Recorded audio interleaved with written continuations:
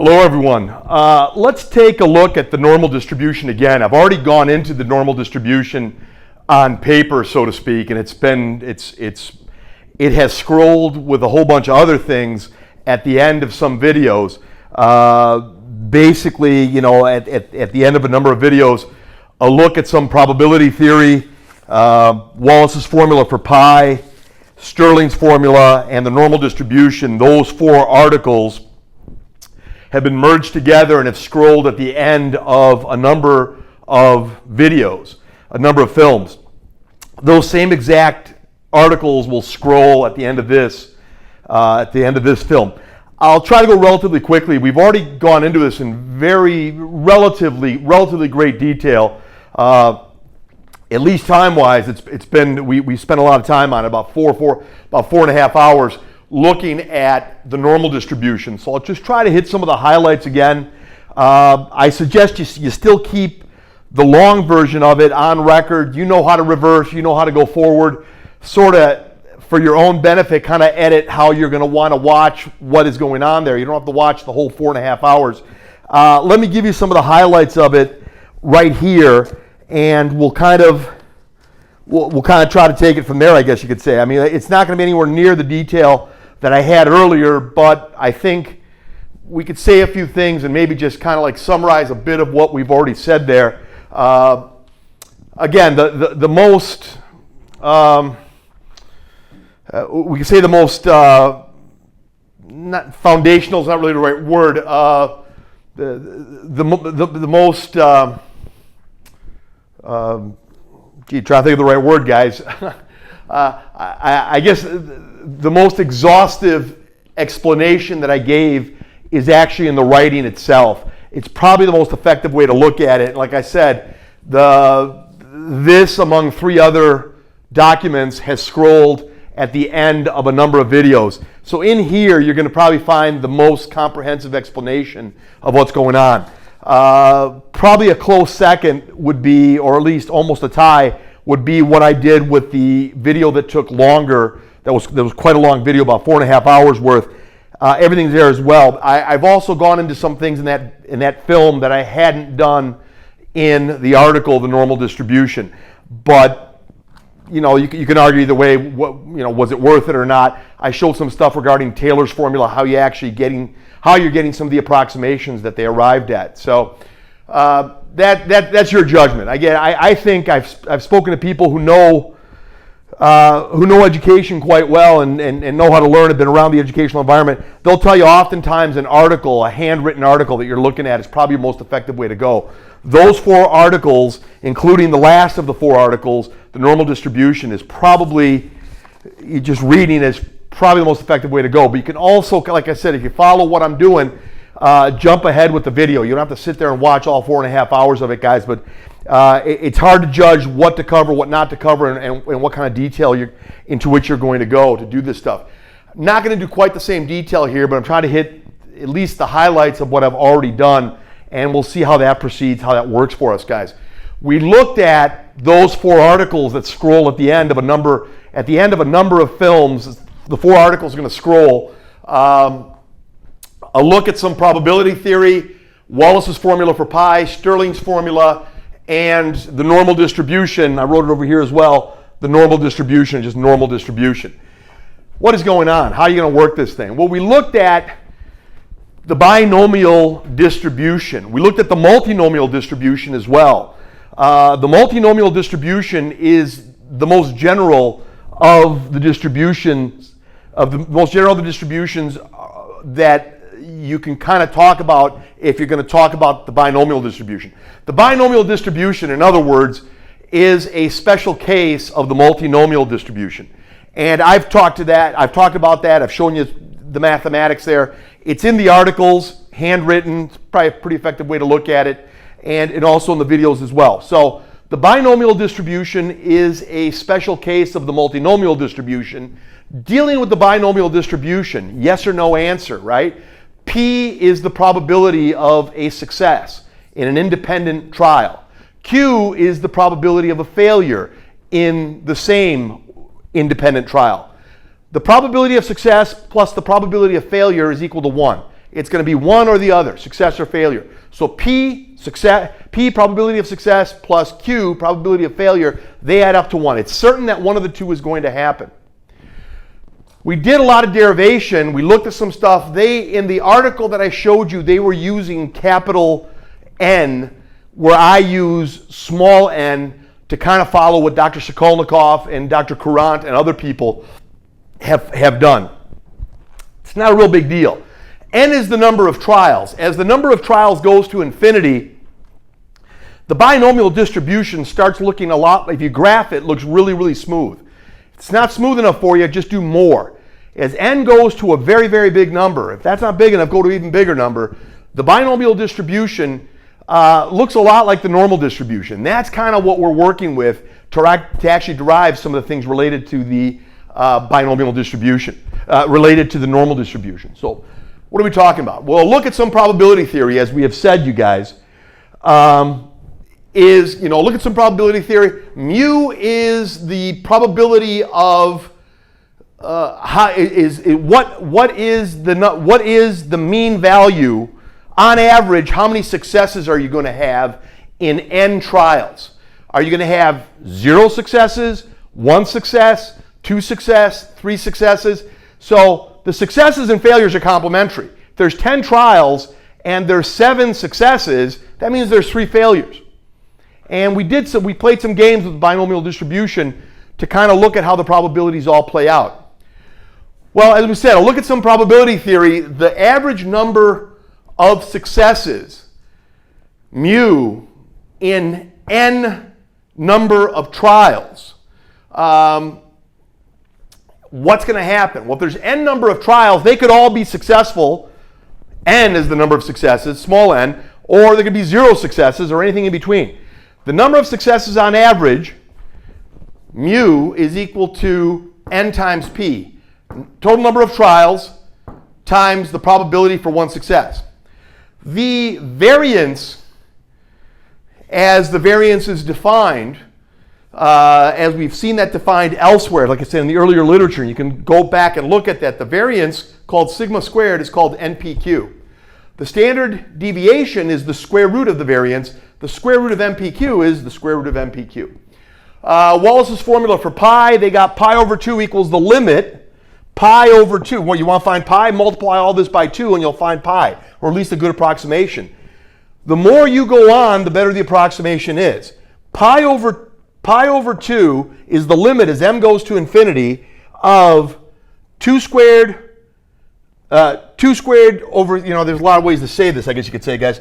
Pi over 2 is the limit as m goes to infinity of 2 squared over 3 squared times 4 squared over 5 squared times 6 squared over 7 squared, times 2m minus 2, the quantity 2m minus 2 squared over the quantity 2m minus 1 squared, at the very end times 2m. And as m goes to infinity, it will approach pi over 2. Great. If you multiply both sides by 2, you'll get pi to any degree of accuracy that you wish. In a multiplicative fashion, this happens. The square root of pi is the limit as m goes to infinity of the quantity m factorial squared times 2 to the 2m power. That entire product up here divided by the quantity 2m factorial times the square root of m. This is the limit as m goes to infinity. That's the square root of pi. So you may want to find something involving the square root of pi, which you actually do want to find out right here. It actually has some use. So you may want to try to find the square root of pi. You may want to find out what pi is, or pi over 2 is. If I know what pi over 2 is, I can find what pi is. And the square root of pi, I can do this right here. What happens if you square both sides? You're going to get pi. Okay, well, there's a lot you can do here. What's so important about this? Well, using this,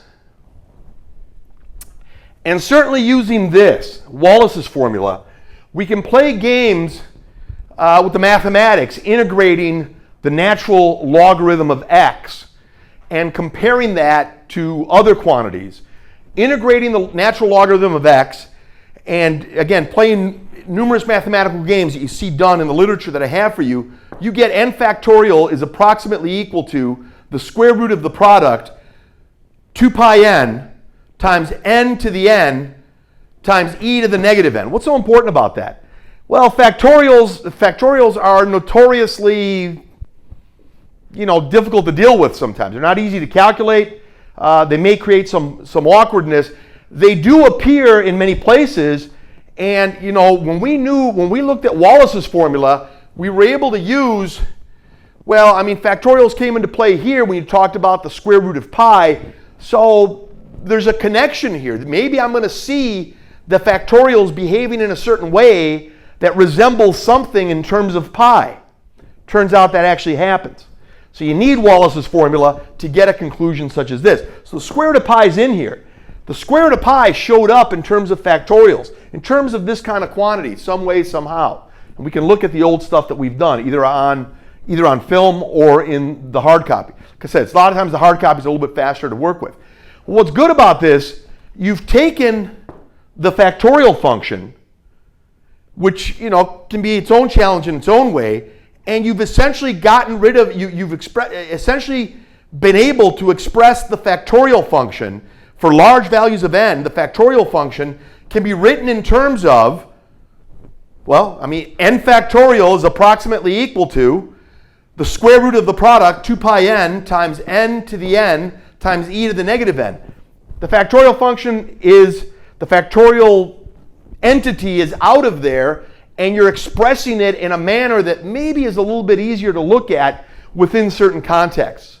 And that's where this comes into play. Well, this is very useful. Like I said, we have this in the back of our mind. We're going to use this for the normal distribution. We will use this for the normal distribution.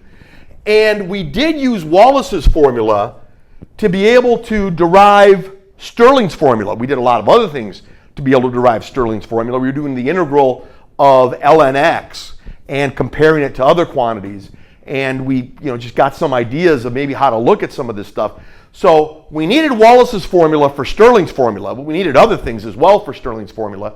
And a look at some probability theory right here, we also were able to take that. The look at some probability theory went over to the normal distribution.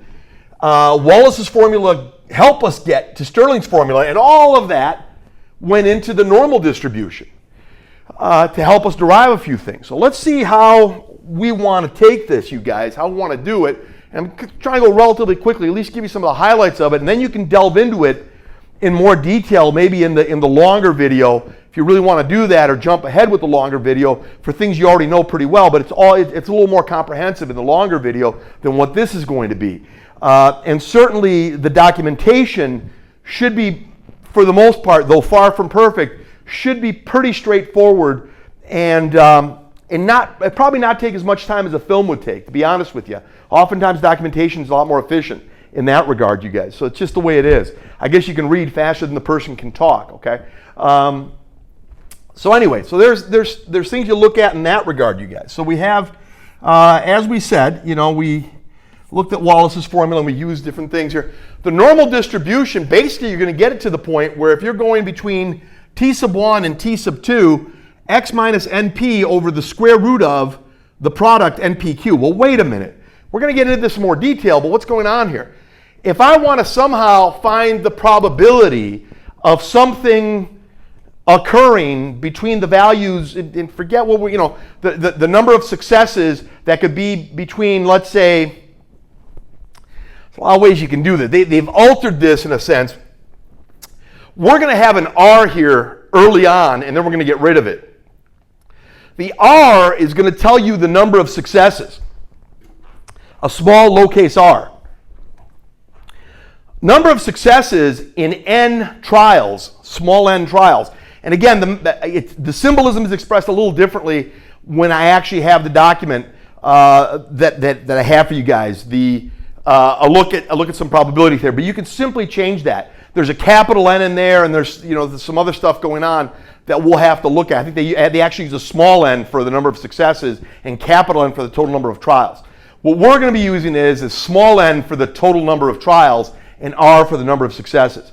It's got to be a discrete quantity. Either there's all failure, which means r equals 0, number of successes, r equals 0, or r equals 1, one success, or r equals 2 or r equals 3. All of this out of n, small n number of trials. How many trials? Well, the more trials you do, the more this binomial distribution is going to look like a normal distribution.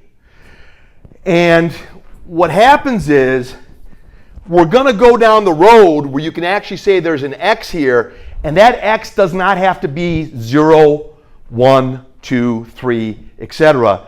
It can be 0.5. It could be pi.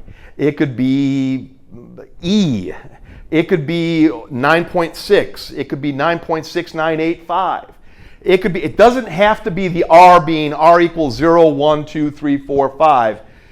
But we're saying, what if we say there's a partial success or something like that? That's where this x comes in.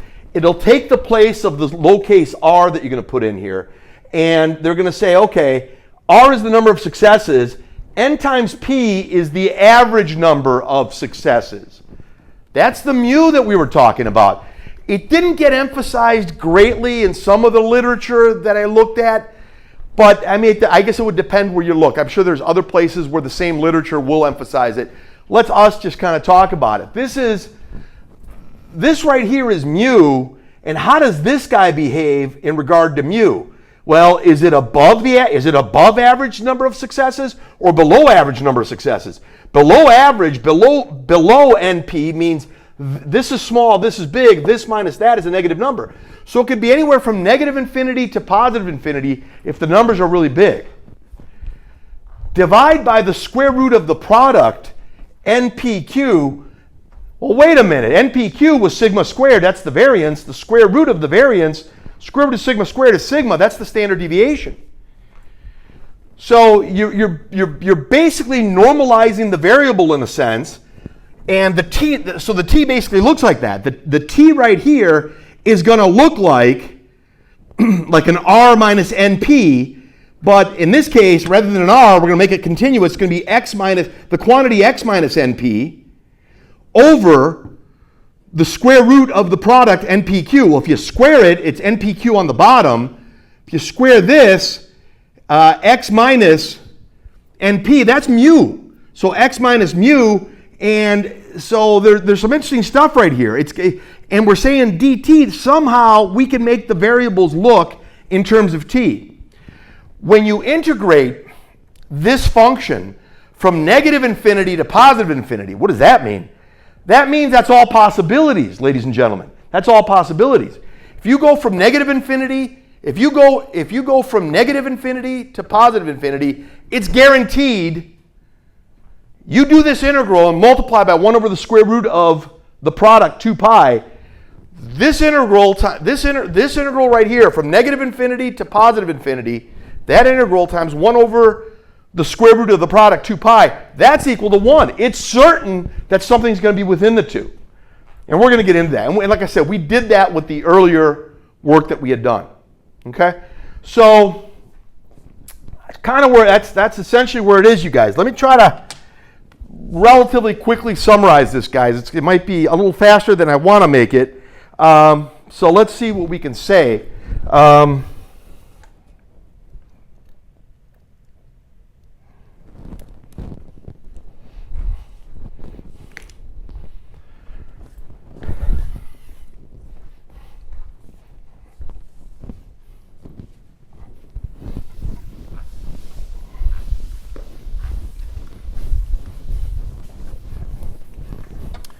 We're essentially going to get to this thing right here that I'm erasing right now on the far left. That's what we're going to get to. And we've already gotten to it. I mean, so let's try to summarize it a bit. And like I said, you'll have all 4 of those articles scrolled again for this video, which is relatively a short video, short film. And again, those 4 articles I don't know how many times you've seen it at that point, maybe 5 times or so, or even somewhere along that line. So they're definitely there for you. And those of you in my classes also have a hard copy of that elsewhere. A hard copy of that material elsewhere as well. Okay. So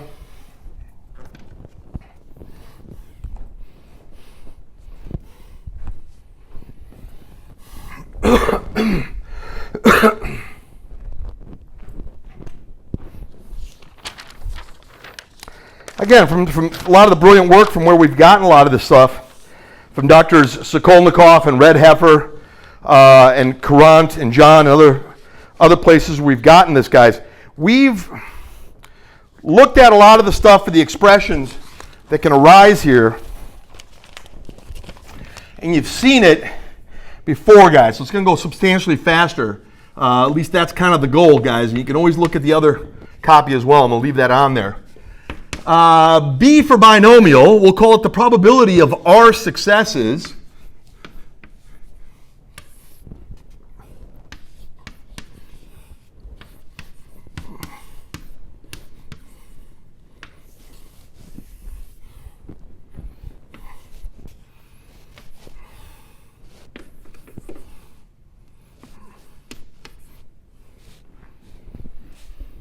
And there it is. I mean, and if you sum all the probabilities of all possible successes, you got one probability, and it's called 1. For sure, you're going to get some kind of success. It could be 0 successes. R could be equal to 0. R could be equal to 1. R could be equal to 2, number of successes. Later on, that R is going to be an X. We're going to make it continuous. But certainly for that many, here you go. That's a big thing. Is the expression associated with the binomial expansion, which expresses the probability for R successes in n independent trials. We're asked to suppose that Rn and n minus R are large enough to permit the use of Stirling's formula. So we got it. I mean, we're looking at the whole situation here. Stirling's formula can be written in a number of ways. I've not explicitly in the film shown a lot of ways as far as when we're doing the normal distribution. But when we actually talked about Stirling's formula, I showed a number of ways Stirling formula can be looked at. They write it n factorial is approximately equal to, they just put a single thing there, n to the n, e to the negative n, square root of the product, 2 pi n. True. We'll make all appropriate substitution. We're going to take and, we're going to take a look at this guy, and wherever we see a factorial, and man, we see them all over the place. We got an n factorial here, an r factorial here, an n minus r factorial here, and we're going to use this general format, ladies and gentlemen, we're going to use this general format to figure out what we're doing, to actually make this thing work. Okay, so you make all the appropriate substitutions that can be made. That's kind of what I did last time when we had looked at it.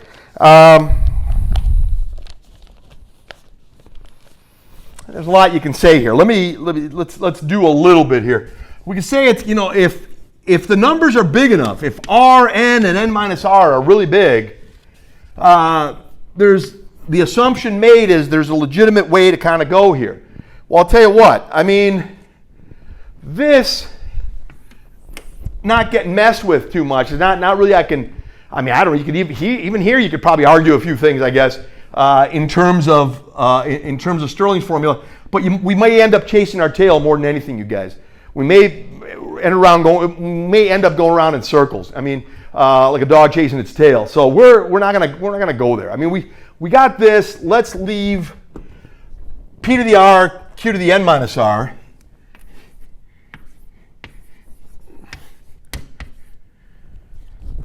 Looking like that, and then the look here is n factorial is all this, so that's that guy.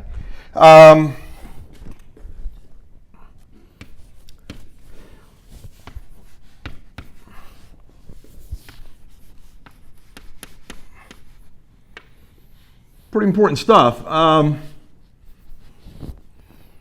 That's for that. And the other, so that was, you just did the n factorial. Let's do the r factorial the exact same way. What's that? Well, I mean, you pretend the r is the n. Put r in place of n and deal with it.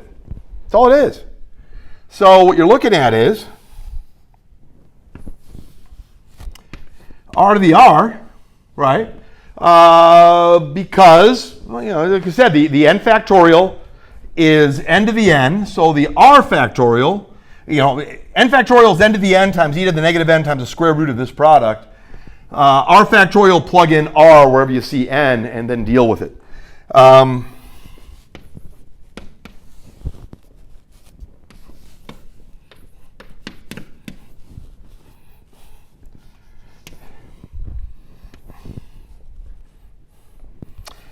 Okay, great. What about,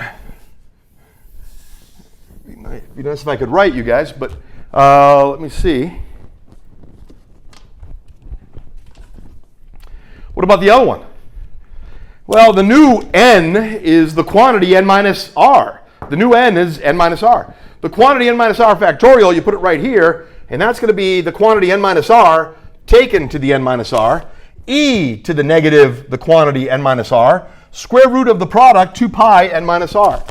Okay, guys, this stuff's sometimes easier done than said. Let's go for it.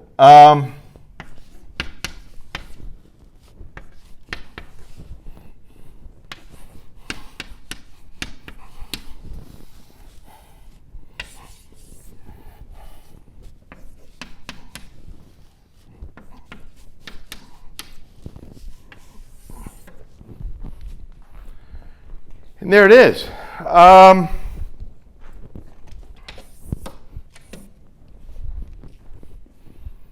Okay, I mean, is there stuff we can do here? Yeah. I mean, you keep manipulating here. There's never an easy way to do it. Let's just grind this thing out a little bit, guys, and we'll draw the conclusion perhaps sooner than we did other times when it was a longer video, but let's see what we can do. You got n to the n, you got r to the r.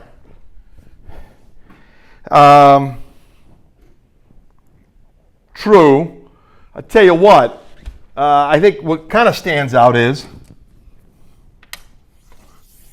there's p to the r and there's r to the r. The exponents r and r are the same. There is q to the n minus r, and there's the quantity n minus r to the n minus r. So there's some interesting things here, guys, looking at it comparison-wise.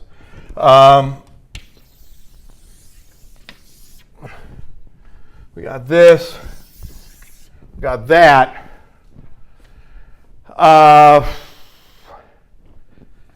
The two, the 2 pi, the 2 pi here and the 2 pi here, or the square root of 2 pi and the square root of 2 pi cancel. You've got the square root of n over the square root of r, and then you just got kind of this guy. The 2 pi is only occurring in one place, and it's right here.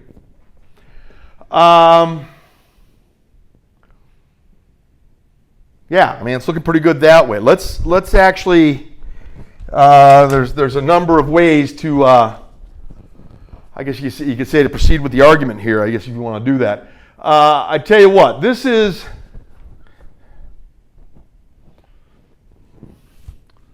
it's got to be just a little bit more here, guys, that I don't want to be missing this at all.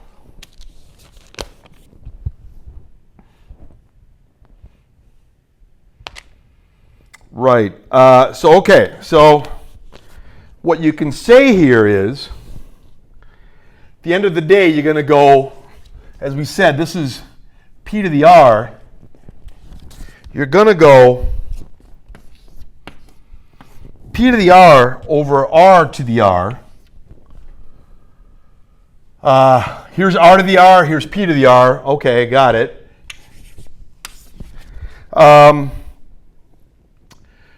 Q to the n minus r over the quantity n minus r to the n minus r.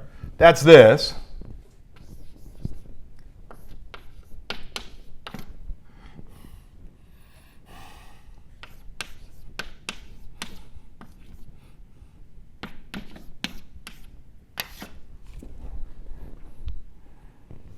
Okay, I didn't really need the parentheses here, guys, but on top of that, it's okay. Exponentiated. n to the n, that's this guy.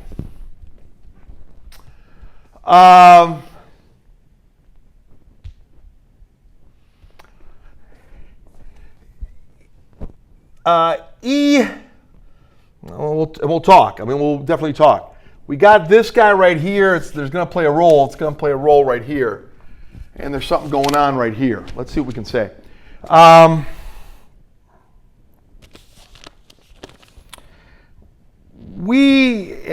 a number of things that do happen here, I guess you could say.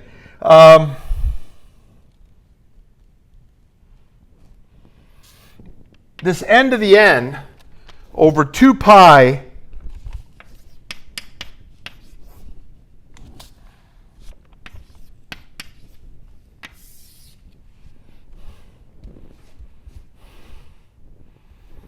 okay.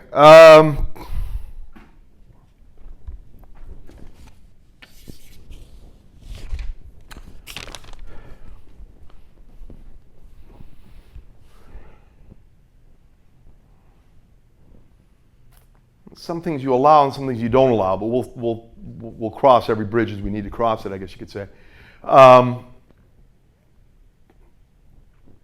For some reason here, I just want to make sure I got everything right here.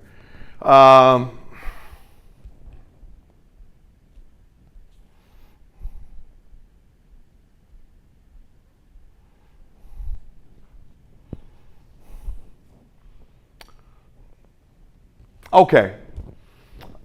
This is of great interest, I guess you could say. This right here, this e to the negative, the quantity n minus r, is e to the negative n. So minus n is negative n, minus a minus r is plus r.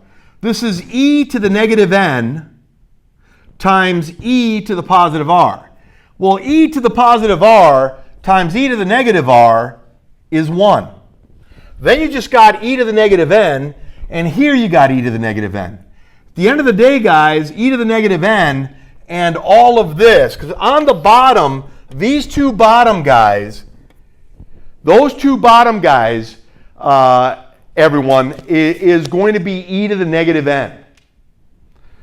This times this is e to the negative n, e to the negative n plus r times e to the negative r is e to the negative n. E to the negative n divided by e to the negative n is 1.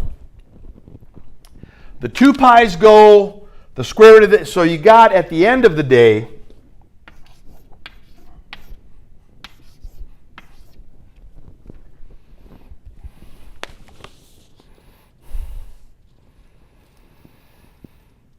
see exactly what they're doing. Right, exactly. So again, we're not going to, there's a number of things here for which we got to be really careful when this is going on. Now we're assuming, remember, what do they tell us? We're assuming that r and n minus r and n, for our purposes, are all big numbers. Well, what are you talking about? It's not really a good representation. Sure it is. They can be big numbers, or at least reasonably big numbers, or not even very big numbers at all, but greater than 0, let's say. They can be greater than 0. And if n is a very huge number, as n goes to infinity, Stirling's approximation holds up great.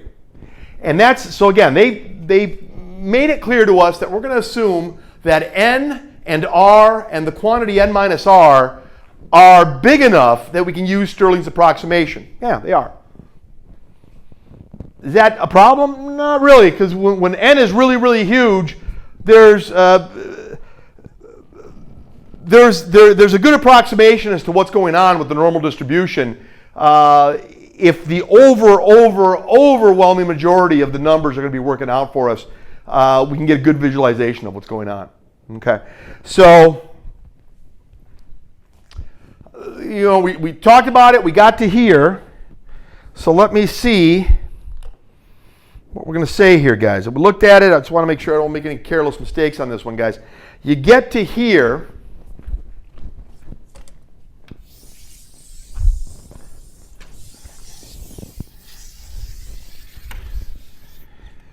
And again, it makes sense. It's going to work like that, man. Because the way they kind of said it was, we're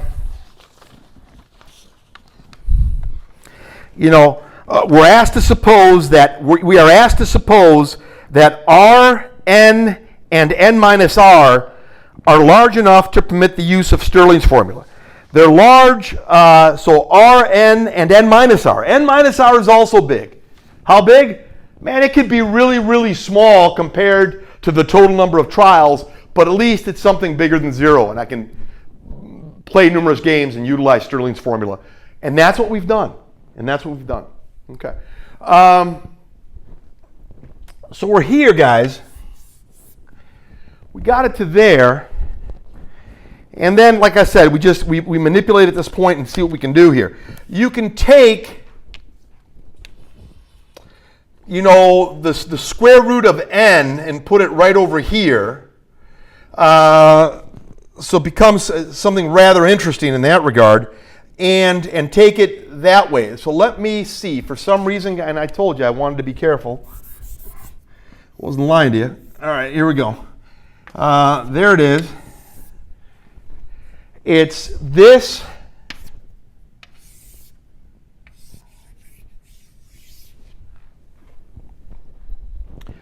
the square root of the quantity 2 pi times the square root of the product 2 pi times the quantity n minus r. So we got this. You could take the square root of n, bring it over here. The ratio of roots is the root of the ratio.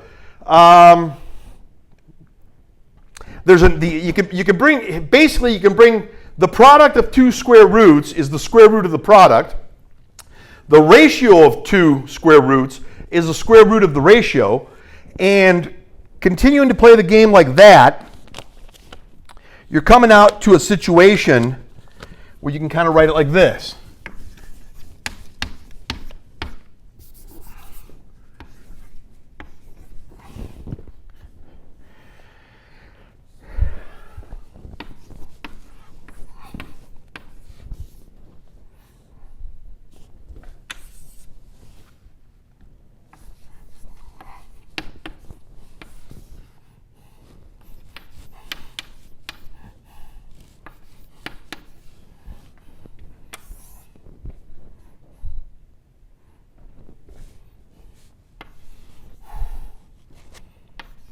And factorial times, forgive me guys, I'm going to write it down here. I'm always a little apprehensive as to how good this stuff can be seen. N over 2 pi r n minus r. Okay, we've seen this. Guys, this is kind of where it's going. You get up to there.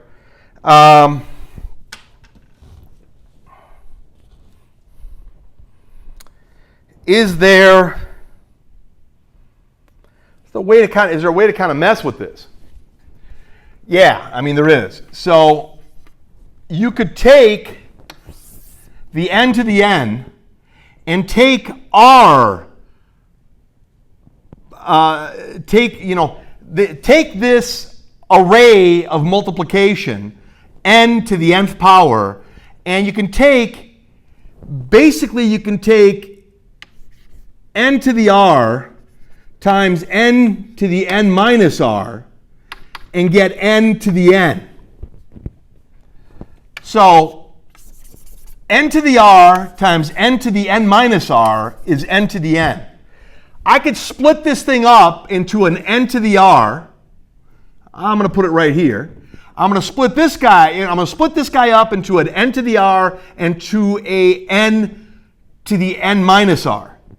So basically you take this guy and n to the r, and right here it's n to the n minus r, and he's out of there. There's a 1 right there.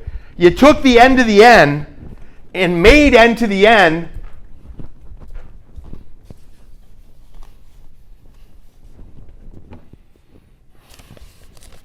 again, guys, I'm a little apprehensive about what can be seen sometimes. I'm sure you probably can see it okay. I think I've seen it in the past. It's okay. But n to the n can be written as n to the r times n to the n minus r. Great. Put n to the r by p to the r. put n to the n minus r by q to the n minus r, and then the n to the n is gone. Okay, sounds good. When you do that, a whole bunch of things happen.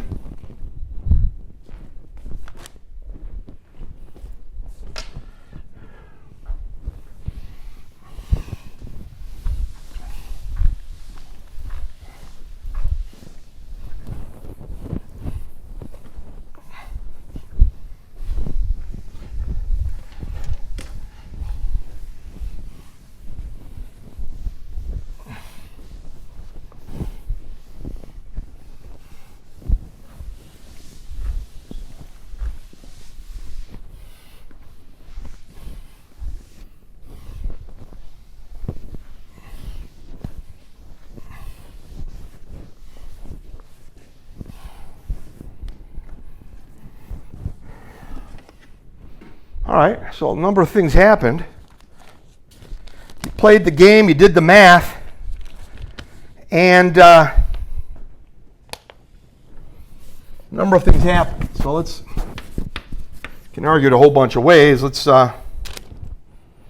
what we can do.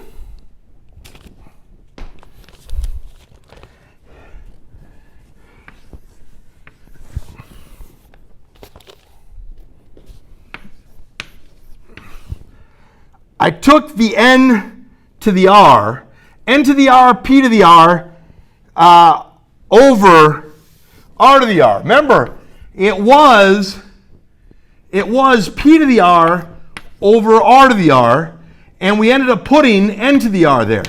That's the same as np over r, the whole thing taken to the r. And that's what I'm doing here, guys. And I'm going to do something similar with the other one. It's very, very similar argument that you're doing right there. The other one is,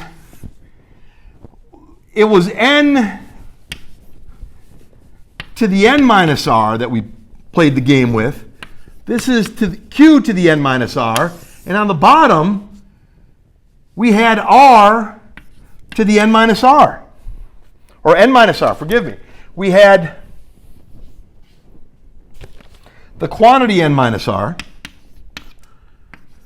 to the n minus r. Well, what's that?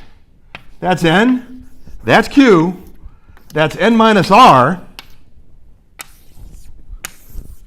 the whole thing to the n minus r.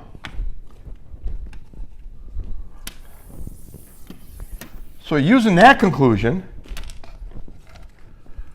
and you're using that conclusion. Well, here you go. That's this guy. This guy right here is about to appear right here.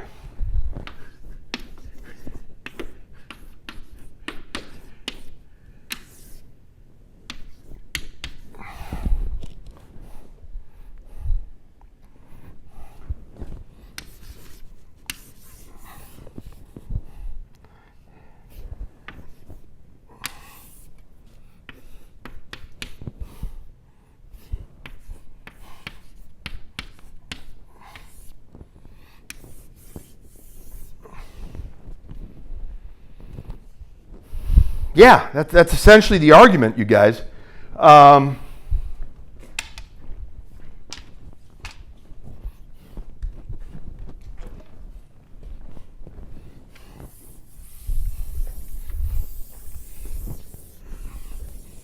True, all right.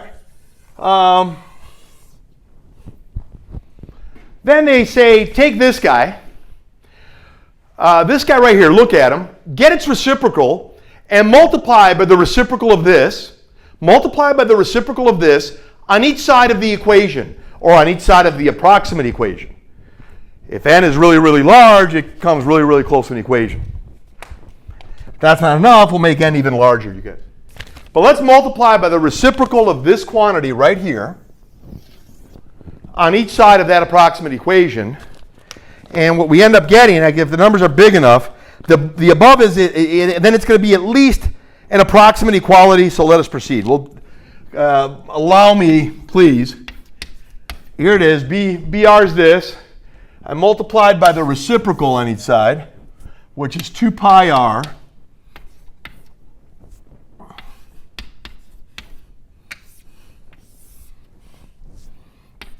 over n. I did that on each side.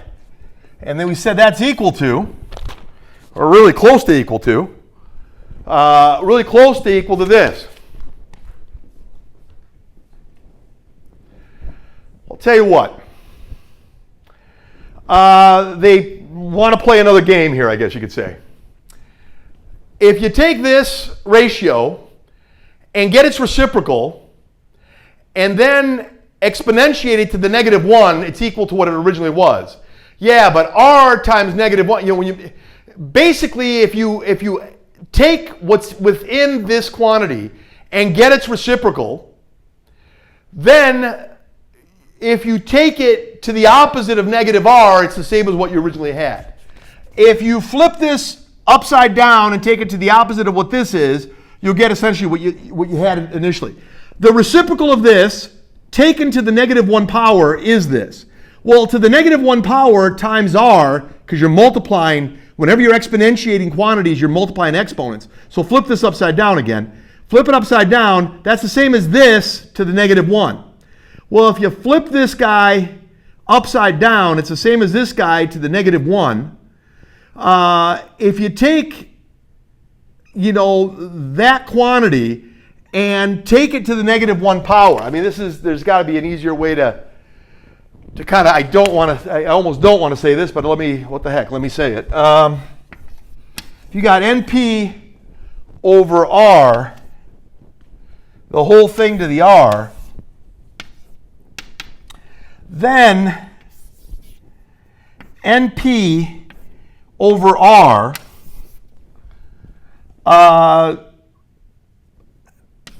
taken to the -1, and then take it to the -1 again to flip it back to what it was, right?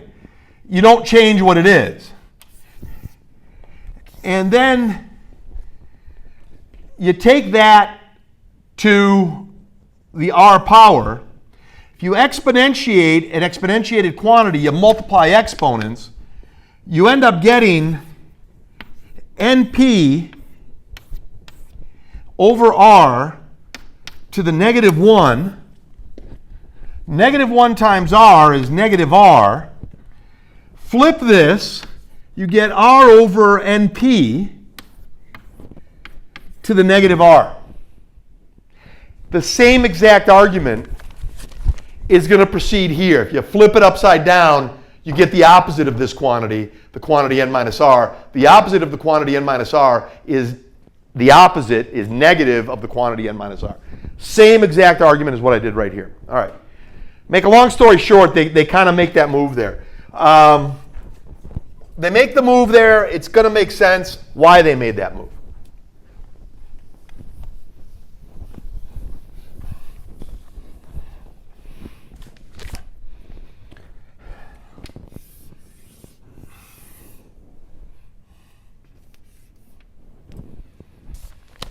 That right there is going to be equal to, okay, all the monkey business we got NP over R to the R is the same as R over MP.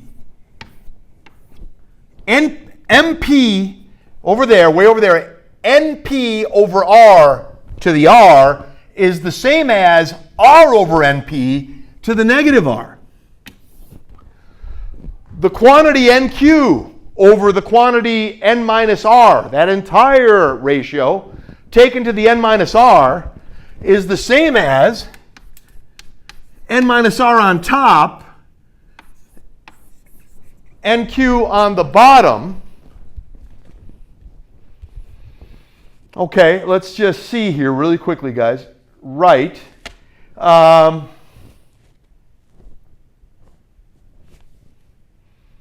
Let me just see here. Right. So we got this. You flip it correctly. This is negative n minus r. Yeah, it's a bit awkward, but it's not an incredibly difficult mathematical operation for this to take place. Well, what's going on here? What's going on here? I mean, you got it to here. Let's take it further and let's see what kind of games we can play here. And let me see, I'll try to be relatively quick, guys. If you want the long-winded discussion, I got that in the earlier video. So let me try to kind of take this at a pretty decent level of discussion when we talk about it. Okay, so you got this right here, you guys. They are saying, why don't you take this guy right here, that guy right there, and call that A. That guy right there, just call that A. So in other words, A is this. A is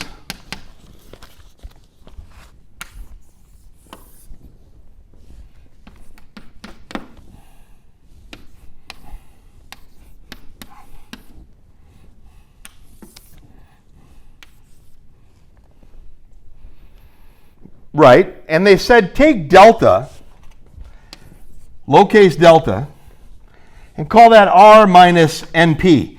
That looks a lot like X minus NP. That looks a lot like X minus mu. And remember earlier, we had a T that we ended up calling X minus mu, or X minus NP, which is the same as X minus mu, over the square root of the product NPQ, which was sigma. So that's going to play a role.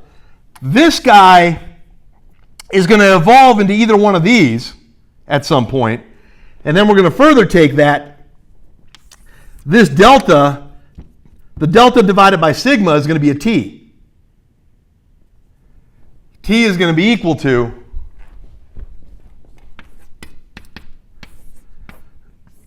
delta divided by sigma.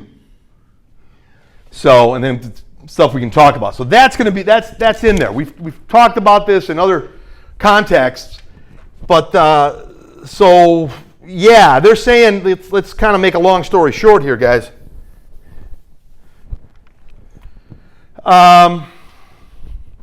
It's down the road to hit it, and like I said, the delta is going to be R minus NP, which is R minus mu. Later on, in the continuous circumstance, it's going to be X minus NP.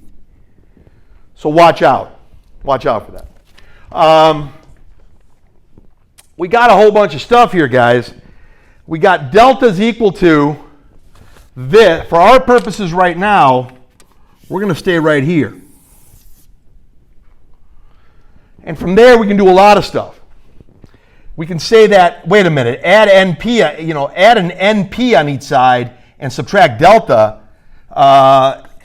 NP, add an NP on each side and subtract delta. You've got R minus delta.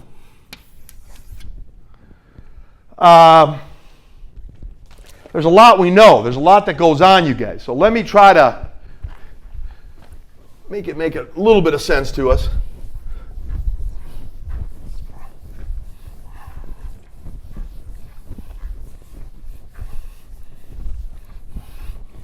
All right, we see all this stuff here, guys. Obviously, I'm erasing it. I got a finite amount of space here, finite amount of blackboard space to do this. But you see where I'm going. I'm going to try to, and again, you've got the notes. That's the big thing. So I'm going to try to jump a lot faster than I've done in the past, you guys. We have said that A is equal to, keep it in the back of your mind, 2 pi r times n minus r over n.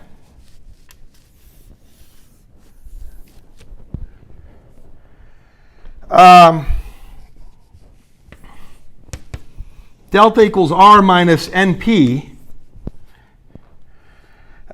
True. So we can kind of call r number of successes. We can call it delta plus np. Isn't p the same as 1 minus q? So if you put it in like that, what's going on here, man? I mean, if p is equal to 1 minus q, r is equal to delta plus np, and r equals delta plus np, but p is 1 minus q.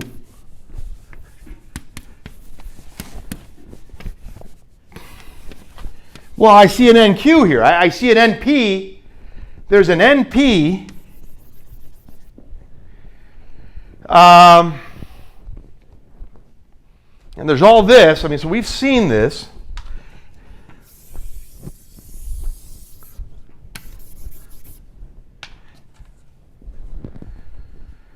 And we've got this right here.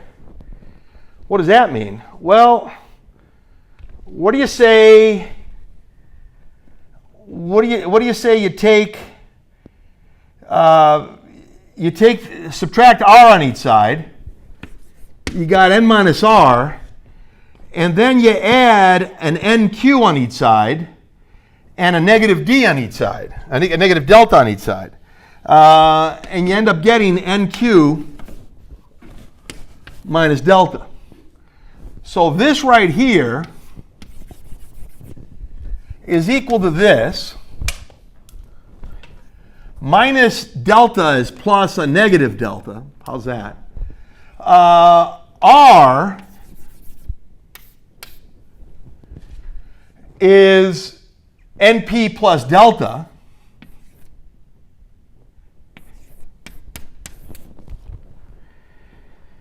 So this is where we're going, guys. This is where we are.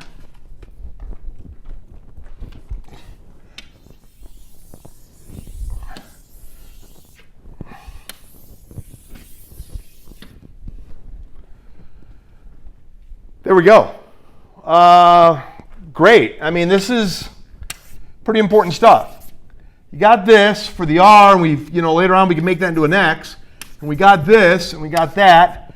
And they're saying, okay, why don't you put in place of any R that you see, put NP plus delta. In place of any N minus R that you see, put NQ plus a negative delta. R equals NP plus delta. The quantity N minus R equals NQ plus negative delta. And when you plug that stuff in there, in the earlier stuff that we did, and we said A was equal to what it is, way over there to the far left, we end up getting BR A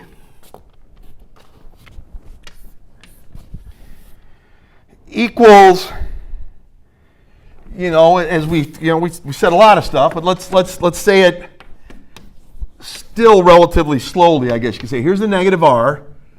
Here's the negative of the quantity N minus R, and it's NQ over N minus R. Let's plug in for R NP plus delta. NP plus delta right here. NP plus delta divided by NP is 1 plus delta over NP. Here, put NQ plus negative delta. NQ divided by NQ is 1 plus negative delta divided by NQ is plus negative delta divided by NQ. And we got this. So what we end up getting is, when we actually do the divid, you plugged in for R, you plugged in for N minus R.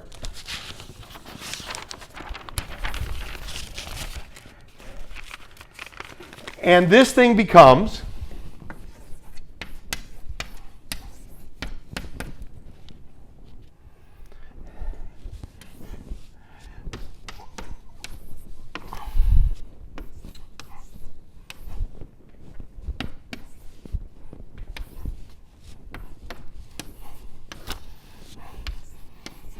what we just said, guys.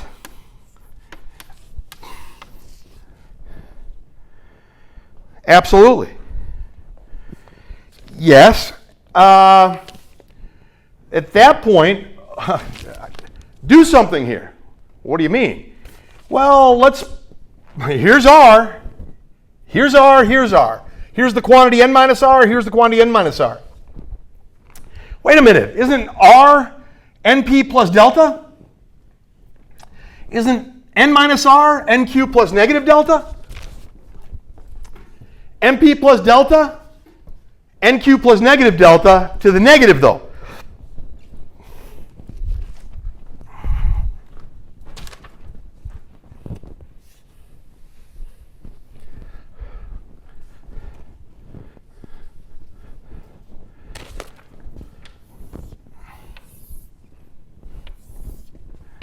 Here goes. We said it was NP plus delta. It was negative R. R is NP plus delta, so negative R is negative the quantity NP plus delta. NR is NQ plus negative delta. The opposite of that is put the opposite of that there. Now let us look at A again. For A, they're saying, can you do something? Can you get out of the woods here? There's something you can do with A. I got an idea. Put a P here, put a Q here. Wait a minute. NPQ is the variance. The square root of the product NPQ is the standard deviation. Yeah, I know you put a P and a Q here. You better put a P and a Q here. If you multiply by P over Q, if you multiply by P over Q over P over Q, you don't change what it is. True. So what do we got here? Well, what we got here is A becomes 2 pi r. What is r? We said r was NP plus Q. I'm sorry, NP plus delta. NP plus delta. Yeah, the way we defined it in terms of the definition of that. This right here was N minus R was NQ plus a negative delta. And this is PQ. And this is NPQ. Okay. Sure. Yeah, I guess so. I mean, you had the end there. What else? Well, they do something more. You did the PQs, huh? Put an N right here and put an N right here. Well, N times N is N squared. Well, we'll cross that bridge as we need to cross it, but I'll put an N there. So I got NPQ, NPQ. Okay, great. Somebody might say, so what? Well, I'll tell you so what. What we got here is you are going to take this NNPQ. NNPQ is going to be NP, NQ. The NP is going to go into here. NP is going to go into here. The NQ is going to go into here. And the NPQ there is going to stay as is. So let's see what we have here, guys. Again, it's like you don't want to erase any of it, but it's all here. We all can go back.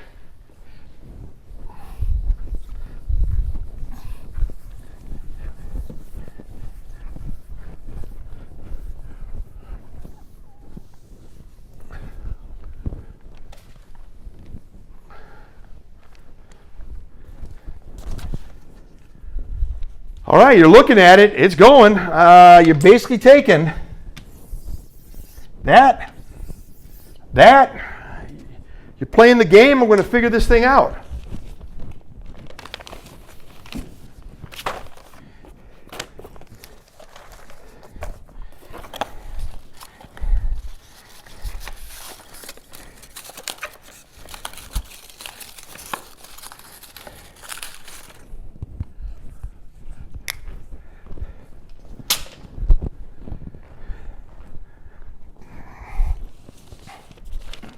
Well, okay, here we go.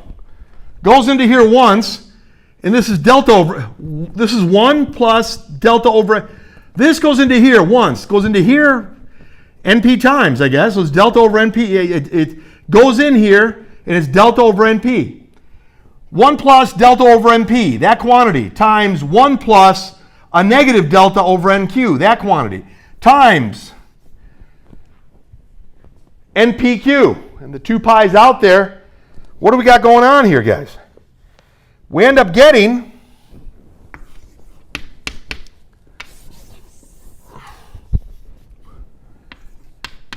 here goes. It went in. You played all the games you could play. 1 plus delta over NP. 1 minus delta over NQ.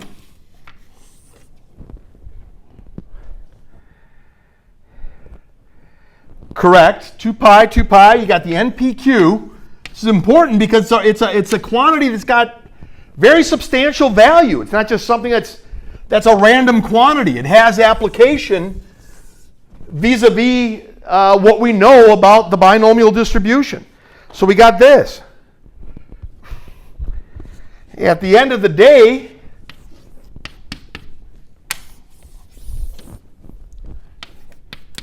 two pi NPQ, cross every bridge we want on that, 1 plus delta over NP,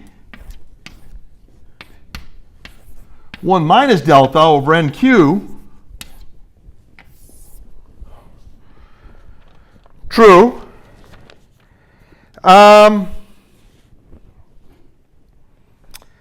We already said, you know, A is its own animal, I guess you could say, but we already know what it is. We wrote it down here.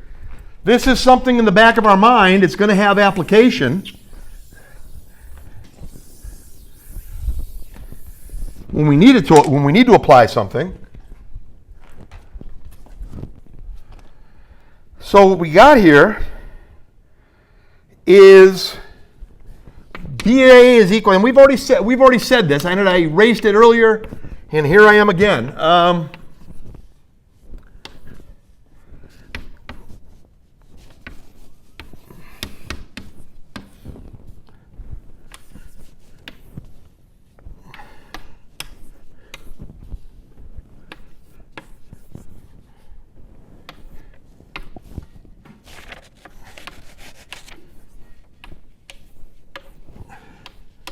Minus delta or plus a negative delta, I'm not going to nickel and dime that too much, guys. If you take the logarithm of on each side, ln of this quantity, natural logarithm on each side, it ends up, based on things I've said earlier, and we already know, with our background,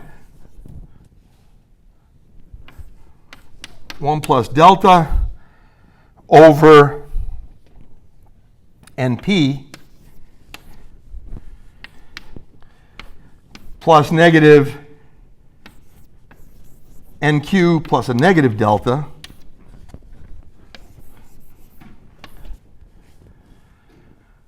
one plus a negative delta over NQ.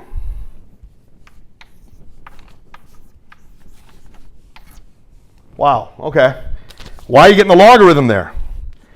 Well, we're assuming delta is really, really small compared to NPQ. If it's really, really small compared to NPQ, then NP is bigger than NPQ. So if delta is really, really small compared to NPQ, delta is really, really small compared to NPQ. Q is less than 1. Normally it's less than 1. So NP is bigger than NPQ. P is normally less than 1. NP and NQ are both at least for the most part, we're going to assume it's not certain that something's going to happen. There's no point of a normal distribution or binomial distribution at that point. It's something certain. Assuming no certainty, P and Q, or whatever they are, but not equal to 1, well, NPQ is huge compared to delta, we're being told. Well, Q is less than 1, and P is less than 1. Therefore, NP and NQ, I don't know which one's bigger than the other. I do know this much for sure. Each one of them is bigger than NPQ. And if NPQ is really big, then NP is really big. Tiny divided by huge is close to 0. Tiny divided by huge is close to 0. That's out of the picture, you guys. And so what happens is, here we go again. Tiny divided by huge close to 0. 1 plus essentially 0 is 1. 1 minus essentially 0 is 1. 1 times this, well, it's a lot easier to look at. It's the assumption we're allowed to make.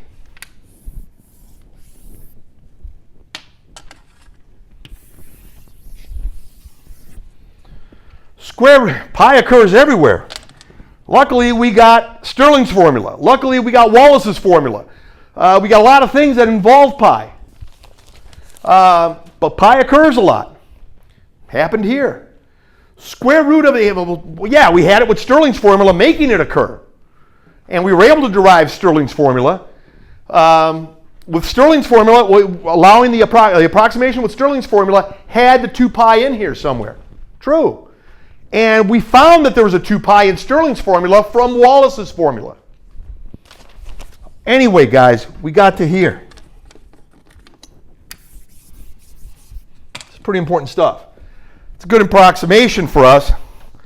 And these guys right here, if you look at Taylor's formula, we've already looked at Taylor's formula, haven't we? In another video, another discussion, another document. Look at Taylor's formula for this quantity, the natural logarithm of this quantity. Look at Taylor's formula. Also look at Taylor's formula for this quantity, the natural logarithm of this particular quantity. See how it works out, multiply it with this, take Taylor's formula to a degree that will give us a very good approximate answer. Do Taylor's formula for this logarithmic function, and do Taylor's formula for this logarithmic function. In both cases, multiply the approximation out, and combine the like terms and see what you get. Well, we've already talked about that. You use Taylor's formula. We did that in more detail the other time, and we came up with some pretty neat stuff. What happened was, when you do Taylor's formula and tinker with this and do everything else you have to do, what happens? Well, we got A, as we said, what it is. So let's see.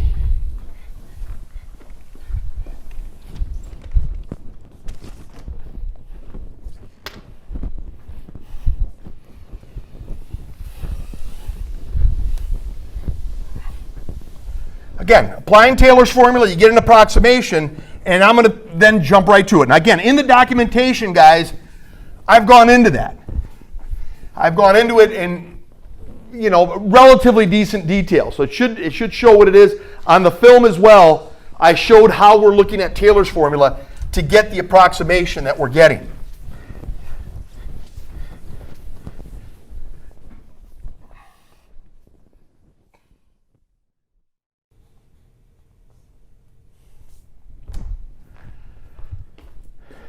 Hello again, everyone. Sorry about that. I was running out of battery life with my microphone, and some other things came up as well. So here we are again. I wrote down a few things here and where it's going to take us. So we did have ln of the product, b of r times a, is equal to negative delta squared over 2 npq. If the natural logarithm of this product is equal to negative delta squared over the product to npq, if you exponentiate both sides, you get the inverse of the logarithmic function. When you exponentiate, you know, when you exponentiate each side, so basically you had this right here, and what you end up doing, we said it was equal.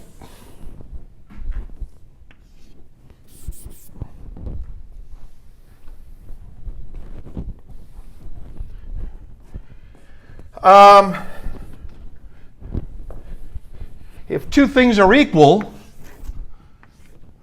when you exponentiate them, they remain equal. The exponentiation of the natural logarithm of something, e to the natural logarithm of something, is the something. And then e to all this is e to all this, e to all that. And you get this right here. Why don't you divide by a on each side? Didn't we say that a was the square root of the product, 2 pi npq? So divide by the square root of the product, 2 pi npq on each side, and you get, well, the br by itself, and you get 1 over 2 pi, 1 over the square root of the product, 2 pi npq, times e to the negative d squared, times e to the negative, so you get 1 over the square root of the product, 2 pi npq, times e to the negative delta squared over 2 n pi pq.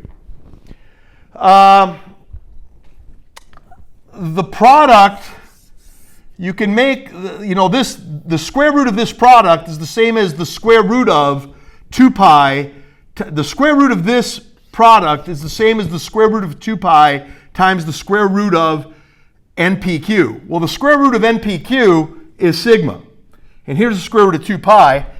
Delta squared is delta squared, and 2npq is this. Well, I wrote it over here. The sigma's here. It's not underneath the square root. It's outside of it. And 2 is 2. 2npq is the variance. That's sigma squared. So that's this right here, guys. I'm always a little, I'm sure you can see this. Just to be on the safe side, 2npq is sigma squared. Let me just write it over here as well. I think it's for sure more visible.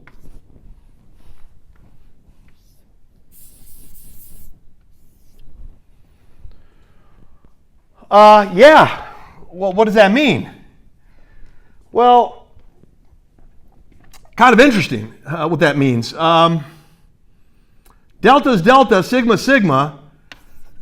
Delta squared over sigma squared is the same as the quantity delta over sigma.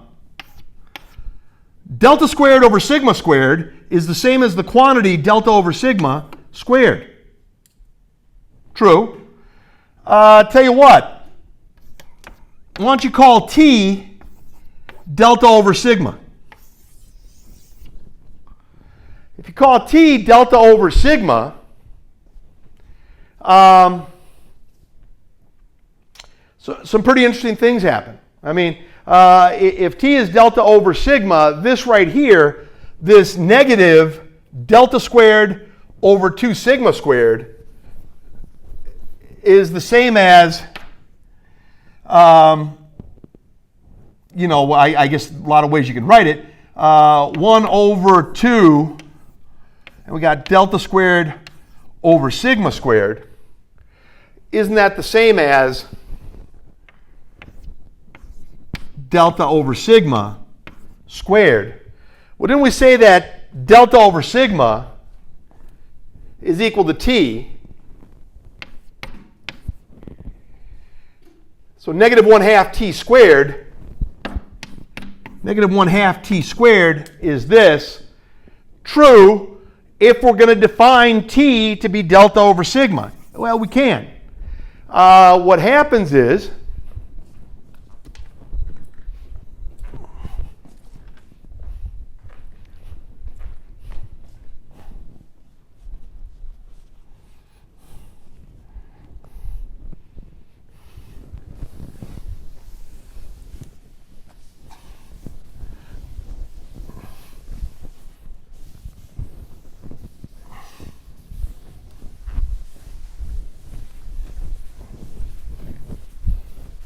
All right, guys, we see a lot of the mathematics that's going on here. It's kind of a horse apiece what you're going to erase, but ideally you don't like to erase any of this, but delta over sigma is that. You get something like this, and how it's going to play out. That's a big thing in its own right.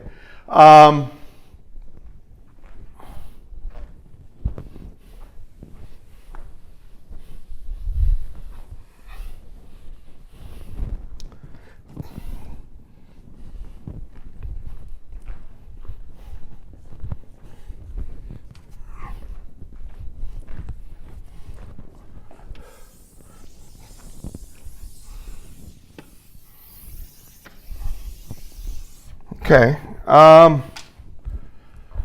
We did say let's make something up here. I mean, let's say that t is equal to delta over sigma.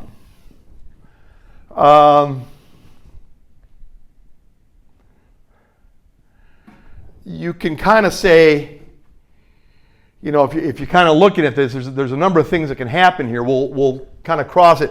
I'm going to sort of leave this. Sort of leave it as is, kind of keep it for future reference. It's going to have something of interest for us. You got this. You can also, like I said, I'm going to kind of leave that a little bit for future reference. Let's kind of just look at, it's approximately equal to that. It's a pretty good approximation the way we're looking at it.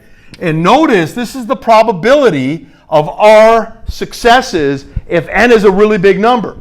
R is usually a big number as well. It could be tiny. R could be tiny compared to n, so we could cover just about everything for our purposes to get some kind of approximation as to what's going on here. B of R means the probability of our successes. And we're going to extrapolate that from 0 successes, which actually in a huge number of trials is impossible. There's going to be, almost impossible, just about impossible. The more the trials, more likely there's going to be a success. Okay, but that's neither here nor there on that one. Let's kind of just talk about this. You got this sigma, and that's E. As we said, guys, e to the negative delta squared over 2 sigma squared, okay? And how that's going to play out. Well,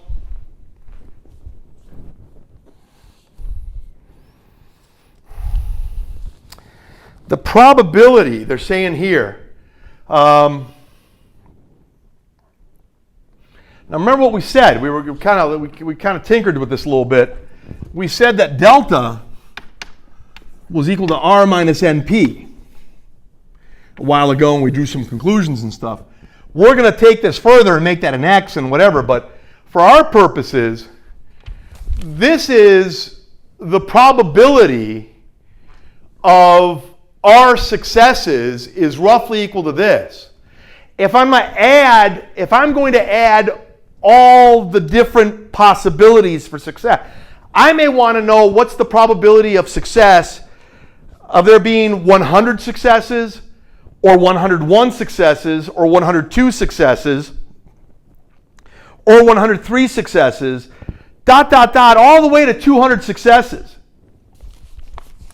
Well, each one of these is the probability of each one of these is the probability of our number of successes.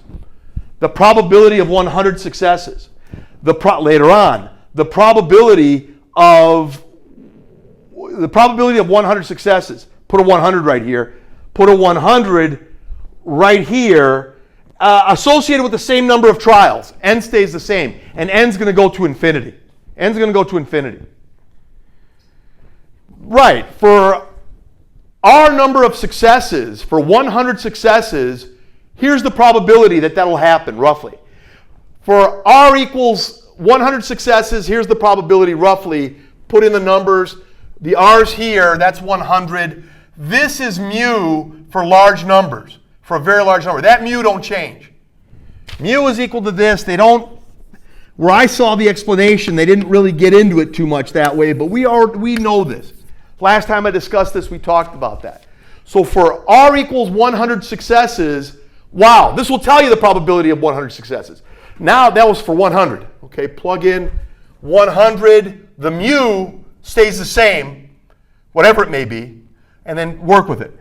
For R equals 101 successes, put 101 in here, it's the same mu right here. And plug it into here. We'll add them all together, you guys, and basically the possibility, the probability of successes between R1 and R2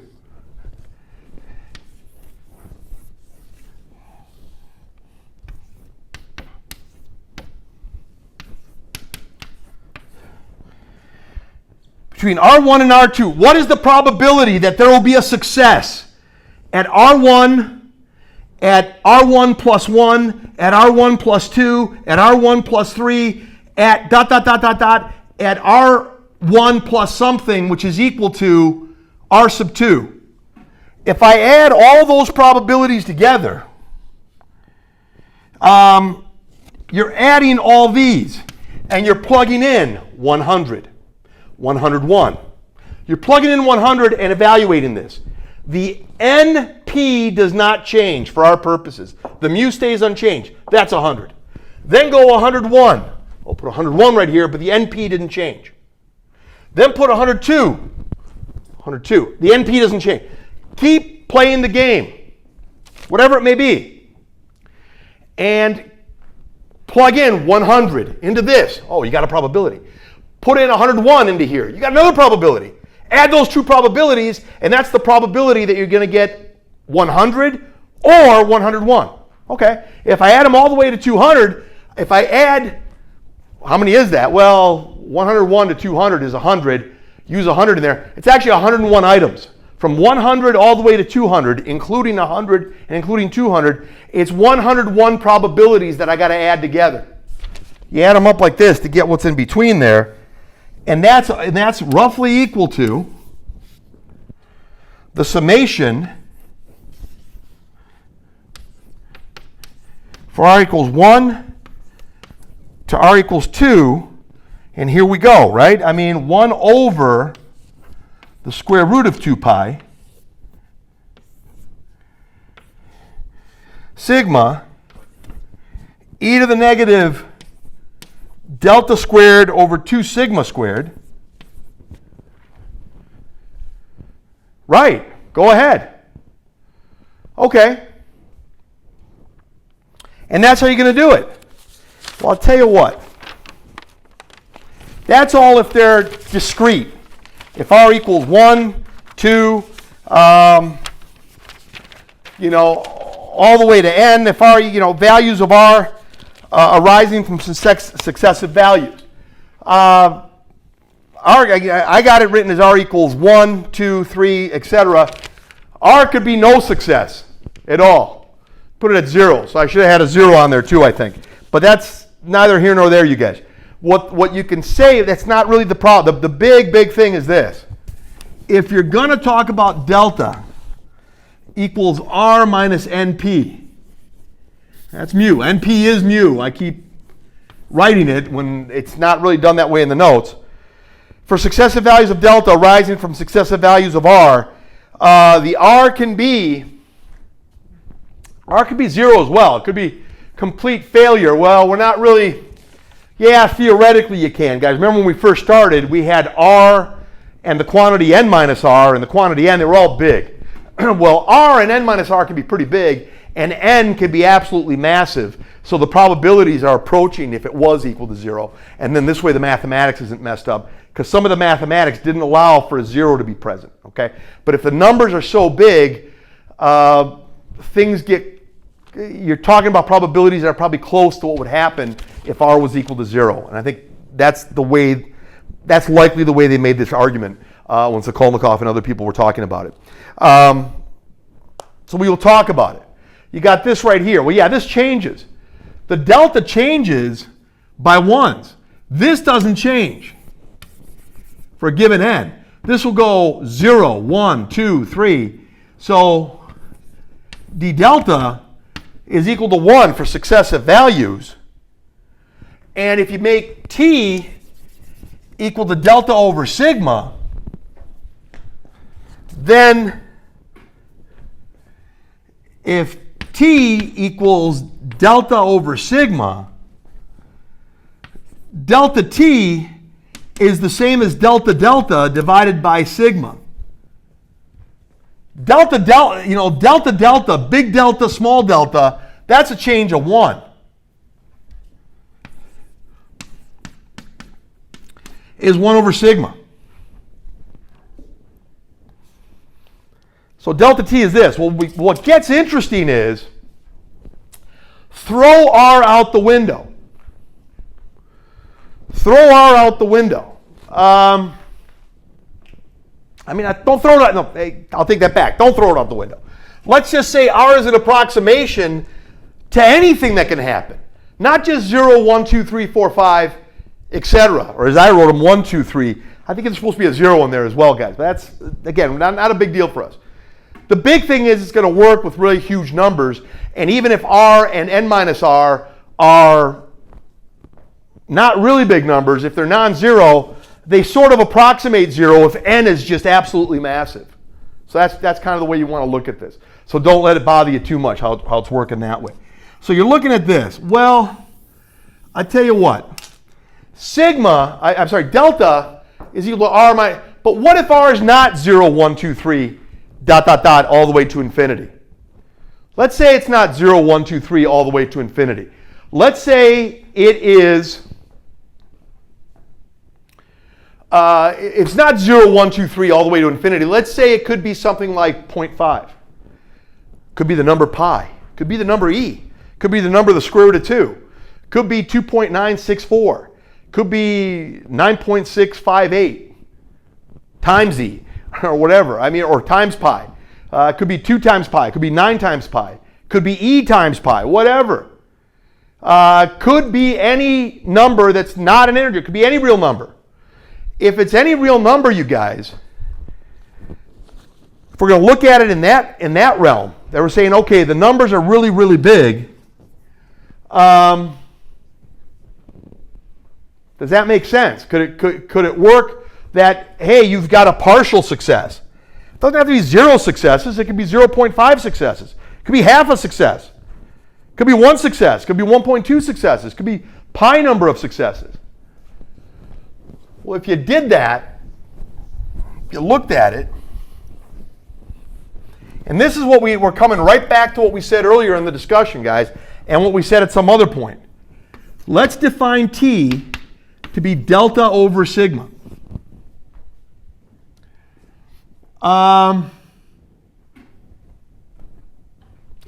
This is very interesting. Very, very interesting in its own right, how this whole thing plays out. This thing right here, you guys,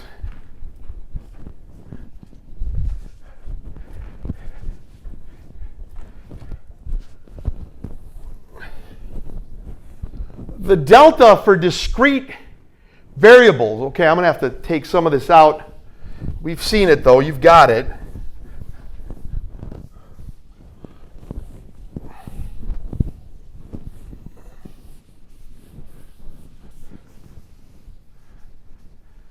They didn't really say this.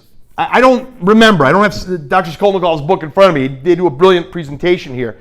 I don't think I saw them say this, but technically, what you say is, I don't know about technically, but you could say this, times delta delta. Delta delta is equal to 1. Remember, if delta is equal to r minus np, every time you're changing by 1, yeah, I don't care what, this answer might be 5.6.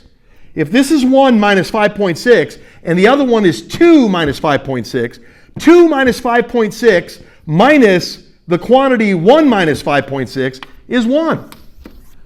So you're really using a delta equal to 1 right here to give the answer here. Well, what if you were taking shorter steps? Let's say delta delta ain't 1. It is when you're talking about r equals 0, 1, 2, 3, 4, on to infinity, potentially, right? Yes, there's gradations of 1.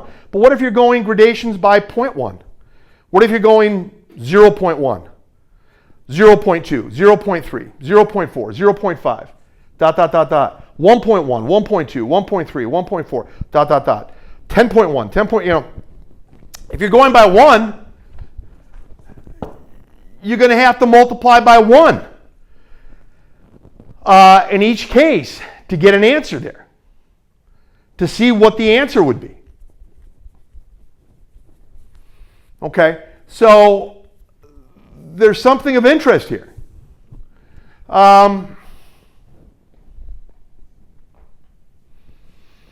In a sense, I mean, you could play this. I'm debating with myself how I want to actually say this, but you're looking at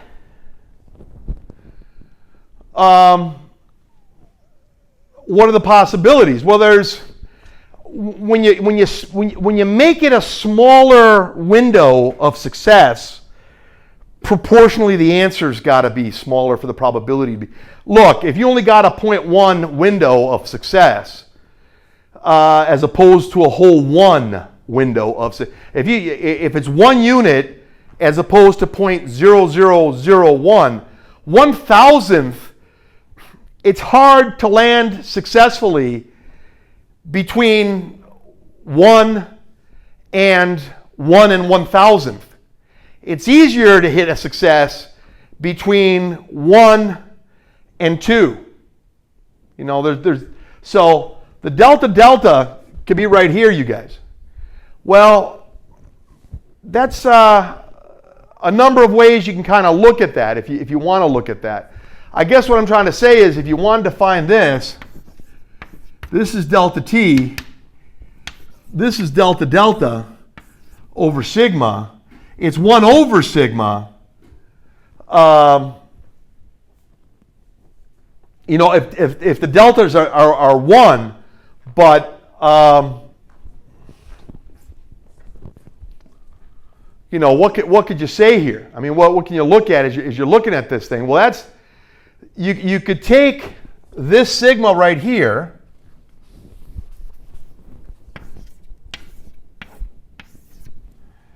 and put it underneath delta delta.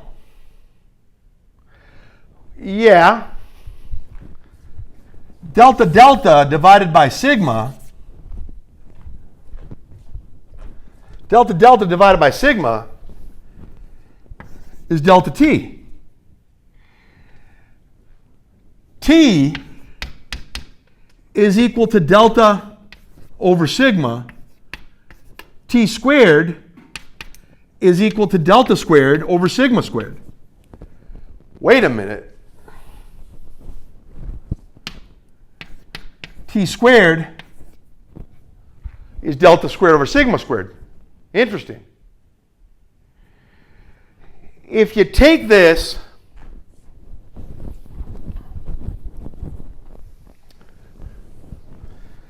and make delta t really small.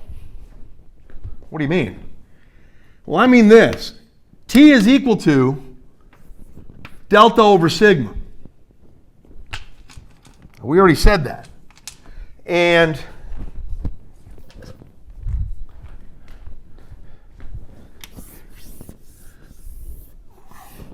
we used delta over sigma because it was delta squared over sigma squared. So, hey, maybe there's something we can say here.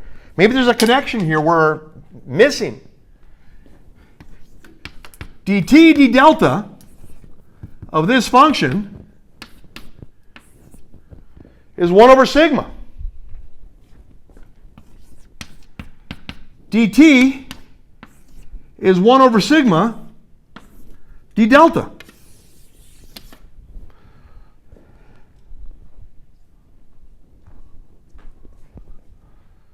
So what we're saying here is, if you're going to add these up together with smaller gradation, then again, there's different ways this gets said. I don't want to. number of ways you can go. I got it in the notes a slightly different manner than this, but this should be about right. Well, I got to ask you a question.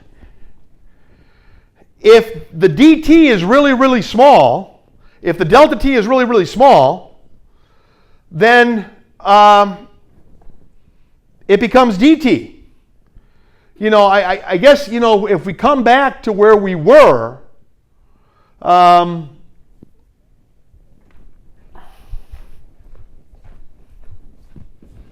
d delta over sigma. So what do we have here, guys? We had this. So let's see exactly what we want to do here. I mean, I want to, okay, this is true, and you know I'm going to put a dt, basically I'm going to put a dt here and it's done. But let me not make that move too quickly.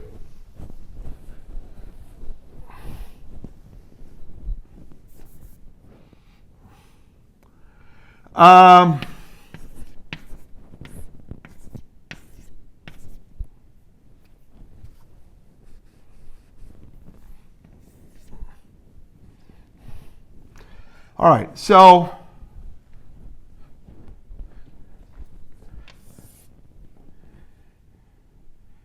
we got this.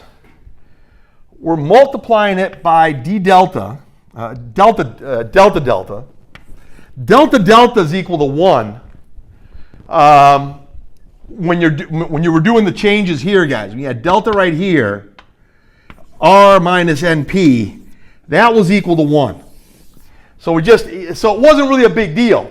Notice how earlier in the notes, you guys, I just didn't put a delta delta there because the delta delta was equal to 1. So that was fine. It was just hitting it every time, and we were getting like a rough answer as to what could happen. True, but what if we're trying to find?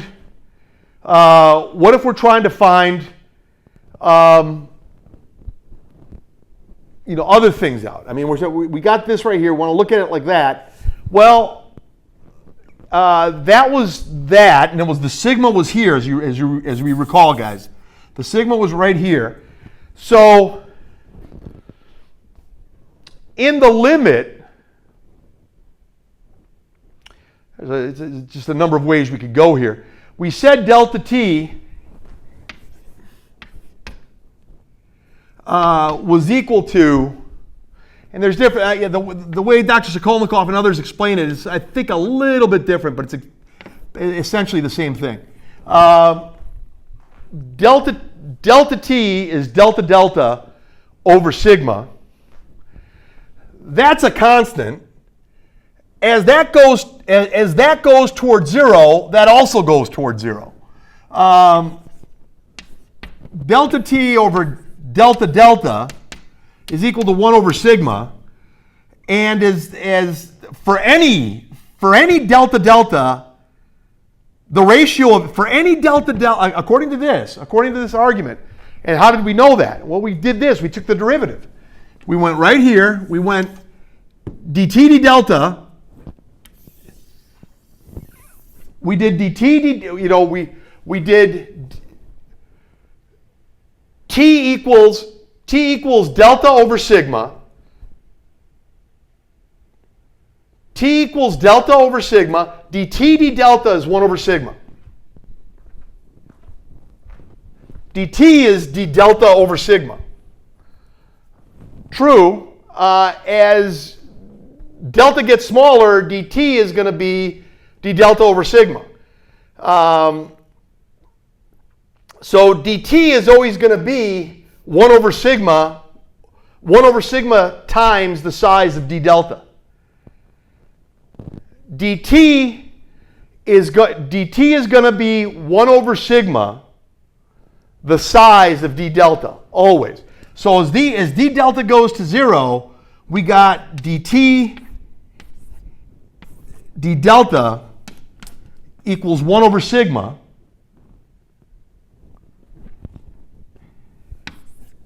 dt. So there's a number of ways to do it. Dt equals 1 over sigma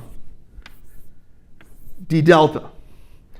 The same way that, it's as simple as that, guys. The same way that delta t way over there is d delta over sigma. is d delta over sigma. So you want to make d delta smaller? Go ahead. dt is going to be 1 over sigma, the size of that. It's going to be 1 over sigma, the size of d delta. Just like delta delta, you keep making it smaller. Delta t is going to be 1 over sigma, the size. You think delta delta small? You think delta delta is small? Delta t is going to be sigma times smaller always than d delta, than delta delta. So delta delta can get smaller and smaller, and delta t is going to be 1 over sigma, the size of what delta delta is. This gets small? Yeah. This is sigma time. This thing is sigma times smaller than delta delta. It's 1 over sigma, the size of that. So as it goes smaller and smaller, it's always going to be that ratio. It's going to be 1 over sigma, the size of what that is. And that's pretty big. And that's kind of how we were doing this. So as this proceeds, you could say, okay, well, didn't we say that t was delta over sigma? Delta over sigma is t, so delta squared over sigma squared is t squared.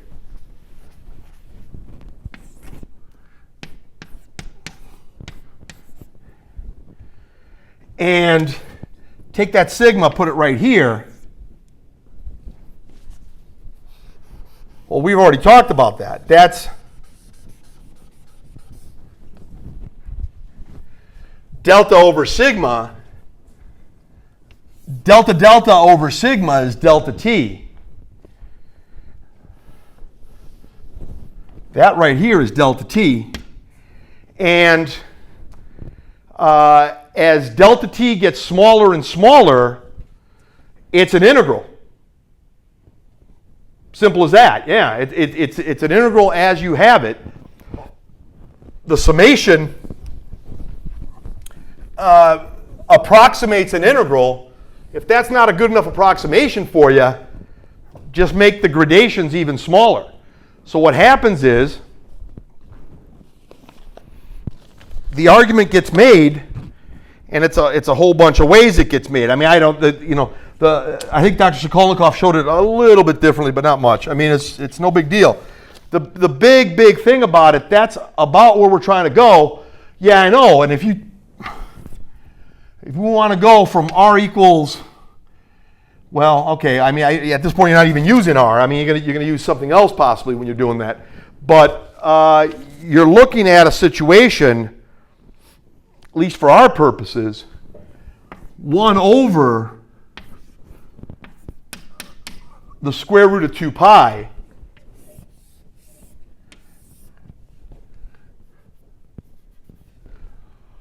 over the square root of 2 pi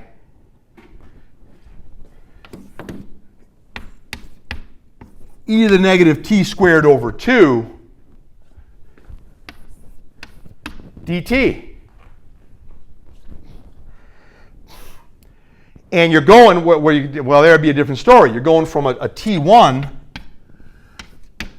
to a T2, and the T1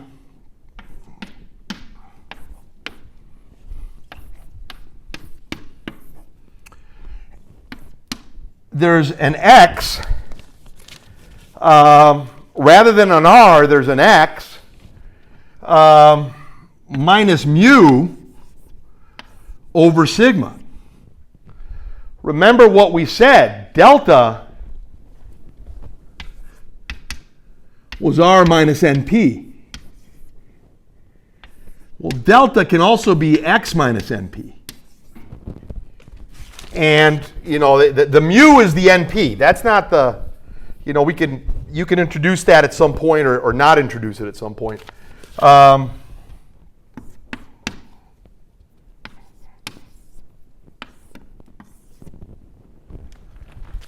So, it's a number of ways you can go, guys. I did. I mean, the way I showed it, I actually had a delta delta there, but instead of a delta delta, I had a d delta, which is not very precise, but it was kind of the same argument. Delta delta over sigma is delta t, and delta t made really small is just dt. and everything. That's a reasonable integral to find. If you can find that, you've got the probability of there being some success. What is the probability of at least some success happening there? And you know, the sigma, we're not forgetting, guys, what the sigma was. I mean, we were playing this game earlier. Sigma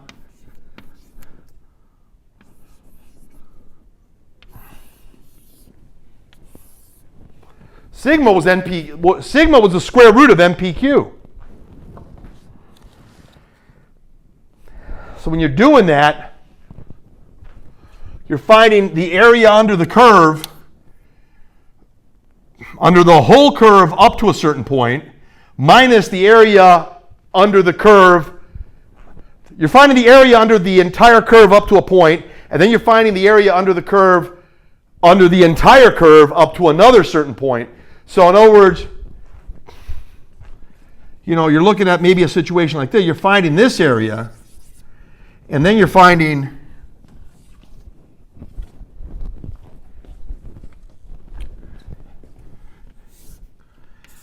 that area, and then the difference between the blue and the white, and that's the T1, T2. So sigma is the square root of NPQ. Remember, we were playing that game earlier, you guys. When I left, right before I left, you guys, we said sigma squared was NPQ. Sigma was the square root of NPQ.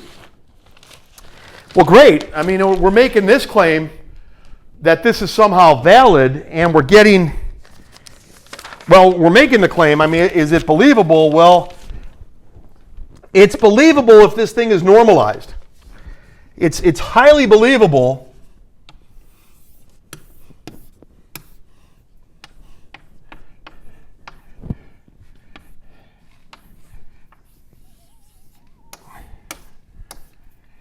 well, let's cross every bridge as we need to cross it, I guess.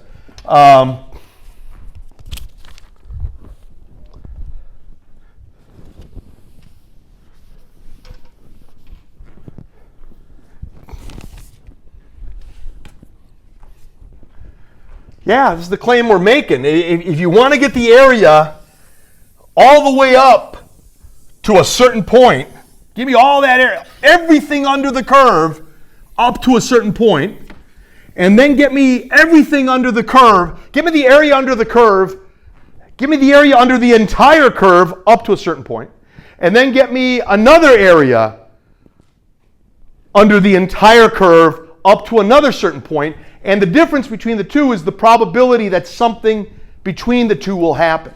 That's their argument, and that's what this is talking about. And I got that in the notes as well, guys. They talk something like this.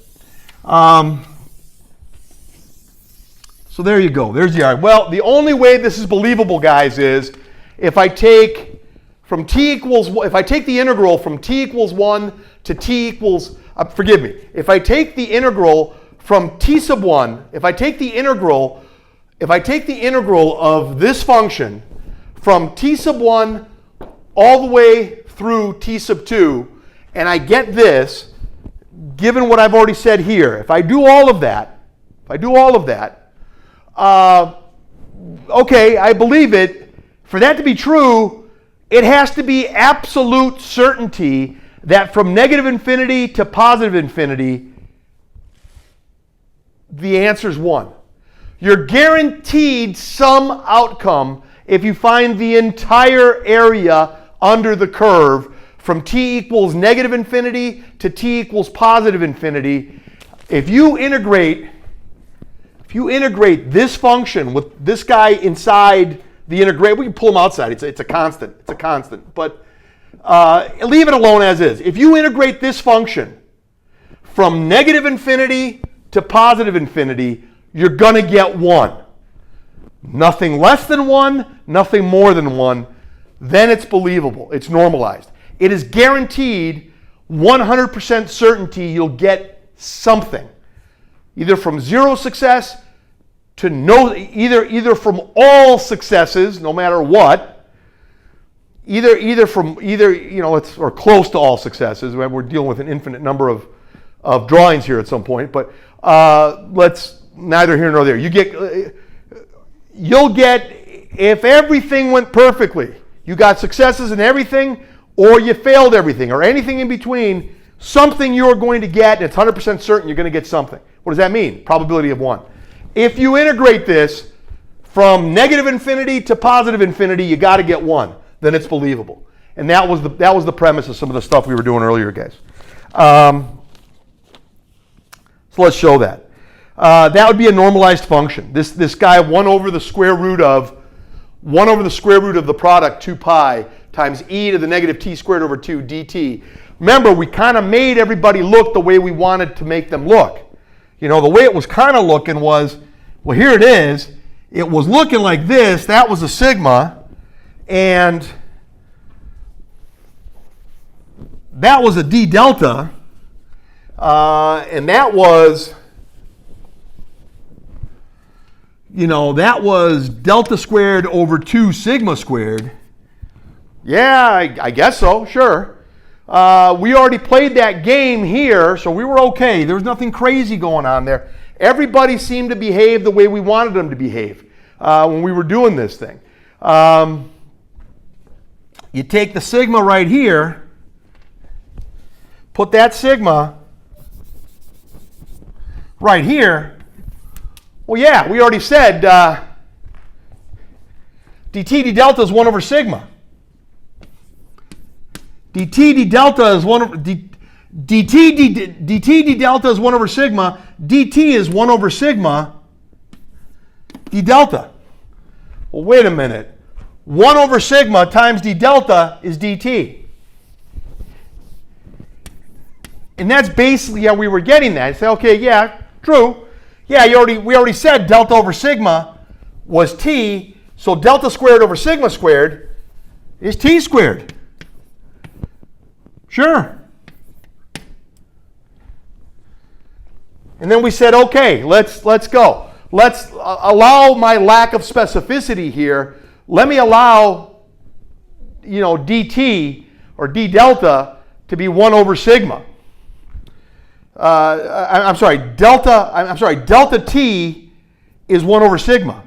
Great. Put the 1 over sigma right here, and then it's just a 1. And that's how we were getting the earlier sums. Okay. Don't lose a whole lot of sleep on that, guys. But all right, there was a number of things we did. Let me just kind of round this thing out. Let's indeed show that it's equal to 1. There's a number of ways to do it. I'm going to give you one way, and I'm going to point to the other ways. I think I've shown you the other ways in the longer video, so let me not do that again.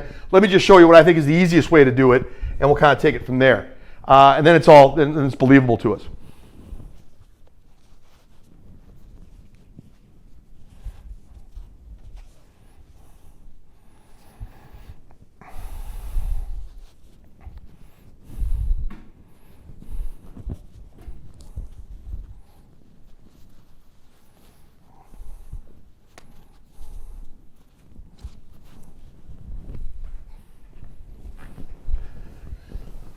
All right, there are a number of ways to do this integral. And if you go from negative infinity to positive infinity, it tends to make it a little easier to do. I mean, there's a number of ways we can do it, and there's many techniques out there, guys. Let's go from negative infinity. Let's go from negative infinity to positive infinity, and indeed see that it's equal to 1. That's the goal. That proves a lot of what we're trying to say here. What's believable here, guys, is you've got a lot more opportunities for success. True, but you also have a lot more opportunities for failure. R used to be 0. R used to be 0, 1, 2, 3, ... 0, 1. R was 0, 1, 2, 3. Sure. So you kind of had I guess you could say you had a bigger block where something could be successful. When the variable r becomes not discrete, like 0, 1, 2, 3, etc., but becomes like an x, you change the r into an x, and it can be any decimal number. The space, there's a lot more things that can happen for there to be a success between 1.1 there's a lot, it's very difficult, it's easier to be successful at 1 than between 1 and 2, let's say, than let's say between 1.1 to 1.2. It's just, you know, if you were to go from, kind of an interesting point in its own regard, guys, I just erased some of it, but from 1 to 2, you know, the success, let's say, to go from 1 to 2, what was the success, then from 2 to 3, whatever, and how they actually want to set up, how you could set up an answer, how you get an answer here. From 1 to 2 is, if you added the probability at 1.1, at 1.2, at 1.3, at 1.4, at 1.5, all the way up to 1.9 at the 2.0, is roughly going to be the same as what we had earlier. You know, the binomial distribution approximates what the normal distribution is going to be. We'd have to look at it. We have to be really careful. I don't want to say too much right now on the fly with this thing, but I could tell you that, you know, there's a chunk, I guess, from, you know, from, let's say, the number 10, from 9.5 to 10.5, 10 to be a success. What is it? Plug in the number and figure out what you're going to say on that, or how you're going to multiply it, not including the 11, let's say. You're going from 10 to 11, still not including 11. We'll just say that's still 1 as a distance you're traveling. Now, if you're going to do them individually, you know, basically, if you're saying a span of 1, and there's the probability, let's say, from 1 to 2. If you were doing something different, you know, I don't know, you know, from here to here, from here to there, from, you know, et cetera, you'd still have the same base distance here of 1, but the probability, if you added them together, this probability is still going to be roughly what that probability is. It's kind of the argument here. We'd have to sit down and really do a good argument here on that, but that's kind of the logic. And the way that summation was set up earlier, and of course I've erased it, but the way that summation, you have it in the notes, you guys, the way the summation is summed up, you're not getting radically different answers. They're all roughly approximately right. Just the smaller, the more fine the gradations are when you're doing this function and summing it to the point where you do an integral, it's the most accurate, let's say, for a continuum. But the binomial distribution can approximate something that happens in a continuous distribution, if it's looked at correctly. But the most accurate is just make it totally continuous. Notice this thing's flowing in a sense, and if you do the integral, that area is going to be close to that area. So not much of, you know, this might have been 1 to 2, not counting 2, and this is 1 to 2, not counting 2, but everybody in between, and the areas are going to work out. The area is going to, you know, the summation, you're just getting a better approximation with this right here. They're not going to be not necessarily radically different in terms of what the answer is going to be. Okay. Well, guys, I think the way to look at it, to try to confirm some of what we've been talking about,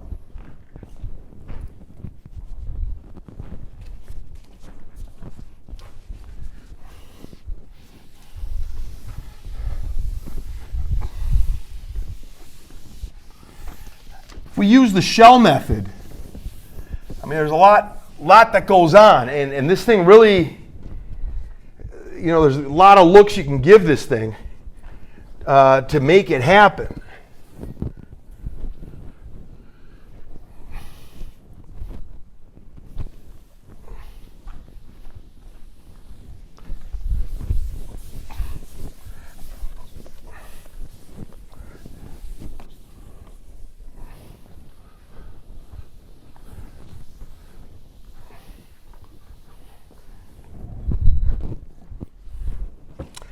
In short, I mean, the binomial distribution is a pretty darn good approximation if you make the number of items under consideration very, very large.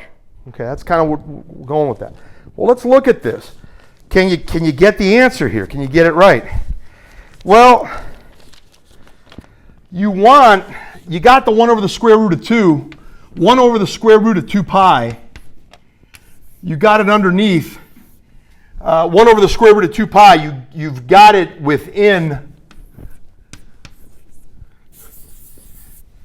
You got it within the integral. Since it's a constant, ladies and gentlemen, you can pull it out of there.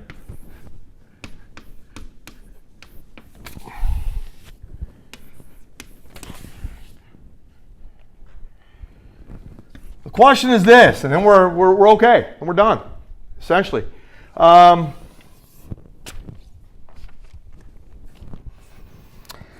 again, there's a number of techniques. What they do is, and I did this last time, guys. Forgive the rep, you're going to see it again, I guess.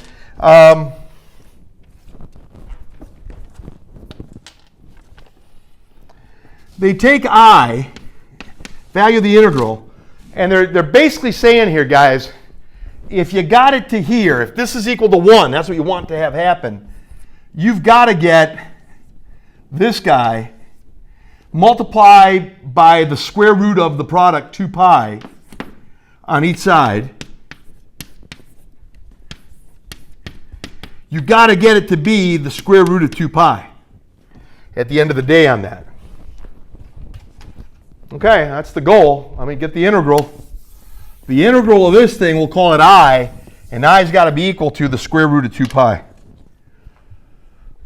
That's all. So this, one is born of the other, you guys. There's no essential difference between these two. Mathematically, they're identical. I mean, they mean the same thing. So let's get it down to here. I equals the integral from negative infinity to infinity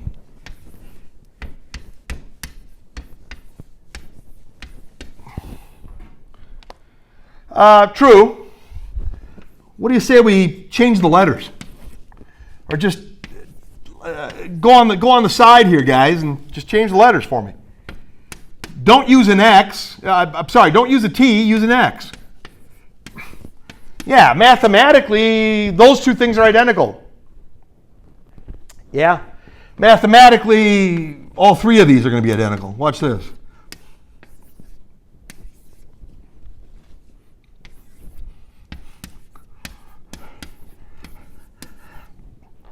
They all mean the same thing, you guys.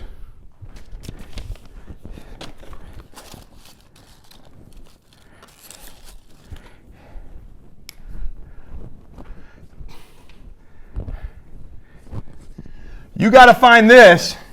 Yeah, you do. And you got to find out that it's the square root of the product. The square root of the product 2 pi is what that's equal to. That's what you got to find out. By the way, that's the same as writing the integral like this. There is no substantial difference. The symbolism is different. Why do they do it? Well, they're pretty clever why they do it. Look at these two right here. Take this I and that I and multiply I times I. I squared, well, just I times I is I squared. This times this, well, I think we know how that goes.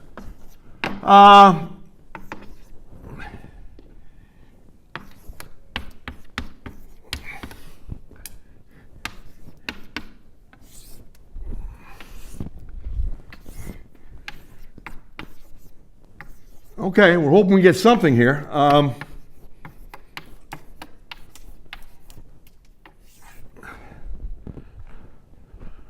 Okay. Yeah, that's true.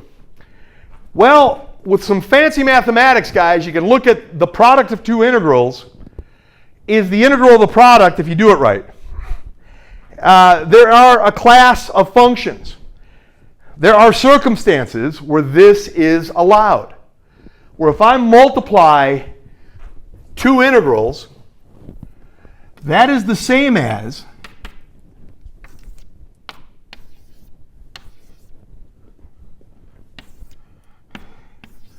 if I multiply two integrals, that is the same as the double integral, e to the negative x squared over 2, e to the negative y squared over 2 dx dy. True. True. If you multiply these two, and this is, again, there's a way you can get a look at it intuitively.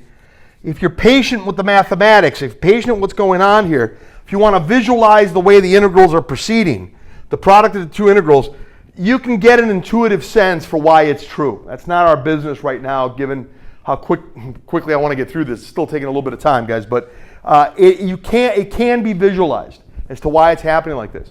Well, if you're multiplying these two, that's the same as e to the sum of the exponents. Negative x squared plus negative y squared is negative x squared plus y squared. Absolutely true. Over 2. True. Now, to evaluate that double integral, there's a number of ways to do it. There's a number of ways to do it. The way this looks in the two-dimensional domain is these are indicative of radii. X squared plus y squared is equal to a radius. How big a radius? Depends how big x squared and y squared are. There are a class of elements in the domain. There's an x value and a y value. If you square the x value, square the y value, you get an r squared. And there are an infinite number of points on a circle that will give you the same answer. And if you move outward, you get bigger circles with bigger radii. And all of this stuff from the domain shoots from two-dimensional space. The functional answer, the range of that function, throws itself into the z-axis. It's a three-dimensional figure. It goes into 3 dimensions. The domain's in 2 dimensions, and then the projection goes into a 3rd dimension, perpendicular to the x-axis and y-axis. And if you keep finding how big each shell is and go out to infinity, you'll find the volume of what is underneath the function e to the negative, the quantity x squared plus y squared over 2. E to the negative, e to the negative, the quantity x squared plus y squared, that quantity divided by 2, all of it is on top of e. Find the volume underneath that function in 3-dimensional space. You're finding the integral. So I am going to do that. Well, this thing right here is the volume of what's underneath there. Why don't you use the shell method and say, I'll tell you what, x squared plus y squared equals r squared. Yeah, that's true.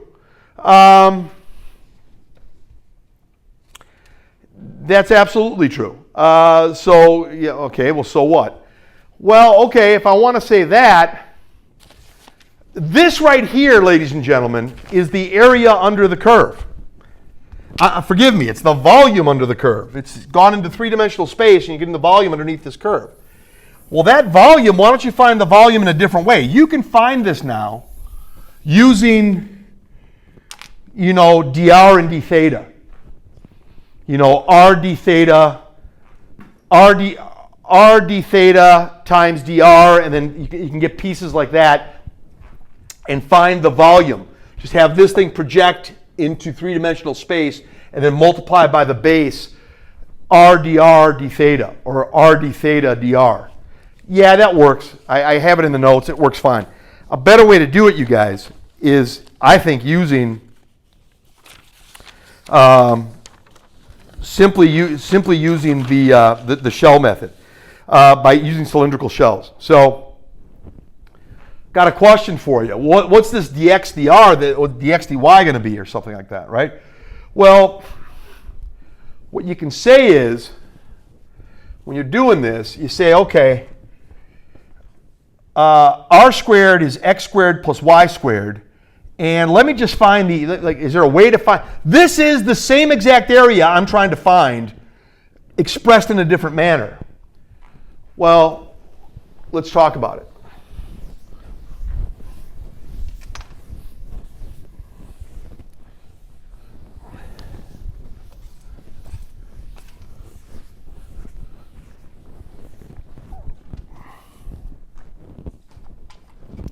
So you're finding that. I'm finding the air, I'm finding the volume underneath this curve.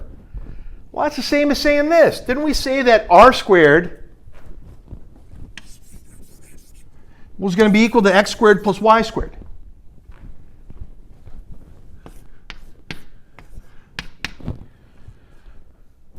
What are you talking about? Well, I'm talking about, why don't you go from 0 to infinity? Not a double integral. Go with the radius. This is e to the negative, the quantity x squared plus y squared. X squared plus, ladies and gentlemen, x squared plus y squared is r squared. That's where it is at a particular radius of r.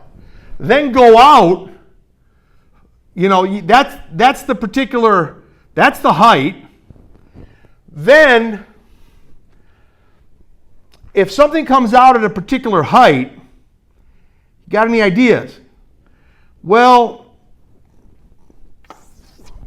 if that's r, and it comes out, everybody here it comes out like a cylindrical shell out to here, and somewhere else, it comes out like another cylindrical shell, not as high. This thing gets smaller, actually, because it's a negative exponent, ladies and gentlemen. This is going to get smaller and smaller. This goes toward 0. In the limit, as r gets bigger, as you go out, this thing like symmetrically flares out. The highest point is at 0, at a radius of 0. How high is it? How high is it? If r equals 0, 0, 0, right? E to the negative 0 is e to the 0, that's 1. The height of 1. Everything out of there gets smaller. So as you go out, this guy comes out like this. The one further out doesn't come out as far, and the other one comes out even less. Tell you what, why don't you find out how high it is, then find out what the circumference is, pretend you could cut it and straighten it out, and then expand it out. In other words, I'm saying this thing's got a circular perimeter of 2 pi r. True. 2 pi r is the perimeter. Multiply by dr, that'll give you the area. If this is the perimeter, 2 pi r, if you multiply by dr, you're finding this base. Now this is obviously exaggerated, it's pretty big, but you're finding this base area. Here's 2 pi r, and let me make it, I don't know if there's ever a good way to write this, but here's r, here's 2 pi r, here's the other one right here, here's one right next to it, another r, here's dr, so 2 pi r times dr is roughly what's between the two. All right. Here's what's between the two. Now give it a height, and that'll give you a volume. And keep integrating that. Go out this way, bam, this way. You'll find out how big the shell is. Sure. Now do it with another shell. Now do it with another shell. Now do it with another shell. Add all the volumes of these shells. How do you find the volume of the shell? Find the height, then multiply, here, know what the height is, multiply r by 2 pi to find the perimeter. The perimeter times dr will give you the base area. The base area times the height will get you what you want. Okay, so that's kind of the argument. That's where they want to go with this thing. And again, there's another way you can hit it with the r d theta, dr, or r dr d theta. It doesn't really matter. R d theta dr, and you can figure out what the volume is that way. The big thing is, let's get this thing right. So the shell method's the way to go. I mean, it's one way to go. I think the easiest and most intuitive way to go. The other ways also work. The other way, with the RD theta, it's essentially the same thing as the shell method, but a little more rudimentary, so to speak.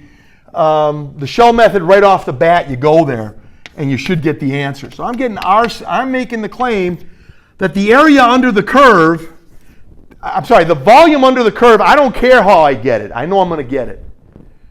The volume under the curve is e to the negative r squared times 2 pi r dr. Man, and people can say, well, what do you mean? What are you talking about?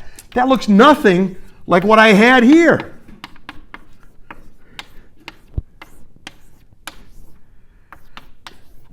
Dx dy.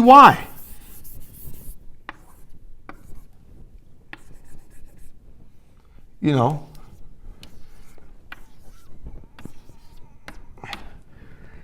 it's nothing like that. Well, no, it is. It looks at, because all this is, guys, is an elaborate way to find the area. It's an elaborate way to find the volume under the curve, and there's ways you can do it. Well, I'll tell you what. I'm doing it right here. I'm finding the same volume. This integral represents the volume under the curve. It happens to be called I squared because I only want I. I don't want I squared, but I squared is a special integral. It's this, and it's the area under, it's the volume rather. I squared is the volume under a curve. Good. This is the exact same volume. Why would it be any different? Volume's volume.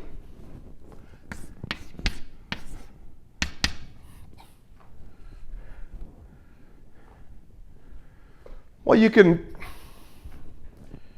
do a lot of stuff here.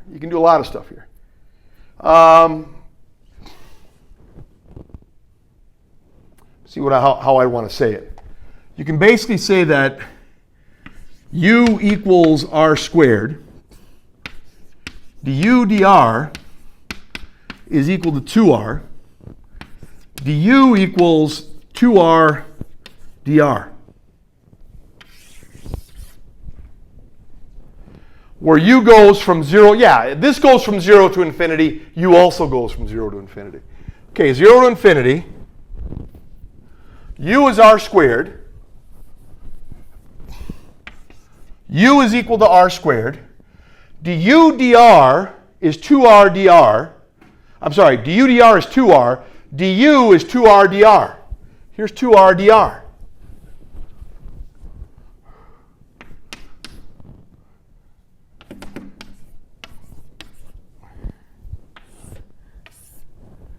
Yeah, it was here. That's what we had. I just rewrite it like that.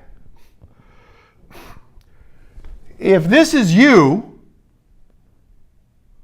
if this is u, if this is u, du is 2r dr. Look at it. 2r dr, that's du. This is u.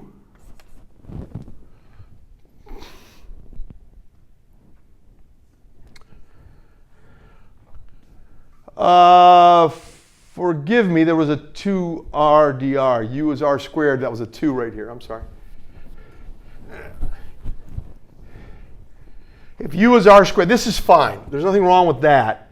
But you got to remember that it is u is equal to r squared. That's u over 2. This is pi. This is 2r dr. 2r dr is du.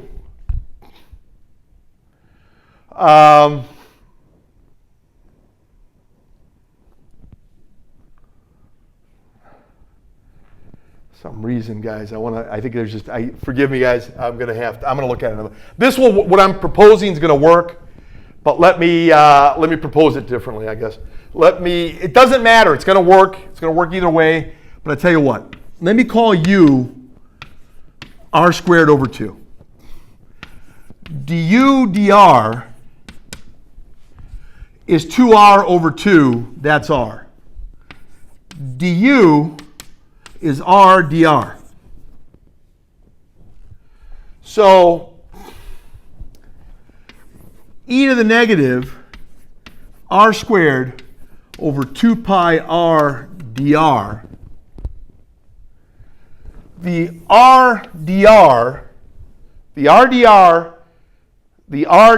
is du, and this right here, so here we go. Okay, again, u is r squared over 2. Okay, u is r squared over 2. So r squared over 2 is u, so it's e to the negative u. And if u is r squared over 2, du dr is r, du is r dr. du is r dr. So this is r dr is du, and r squared over 2 is u. And that's a better way to write it. So what happens is you end up getting the integral from 0 to infinity of e to the negative u 2 pi du. And you know where I'm going.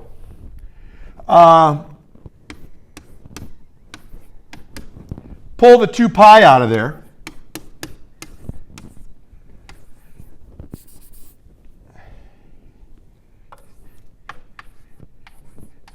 E to the negative u du, do that integral.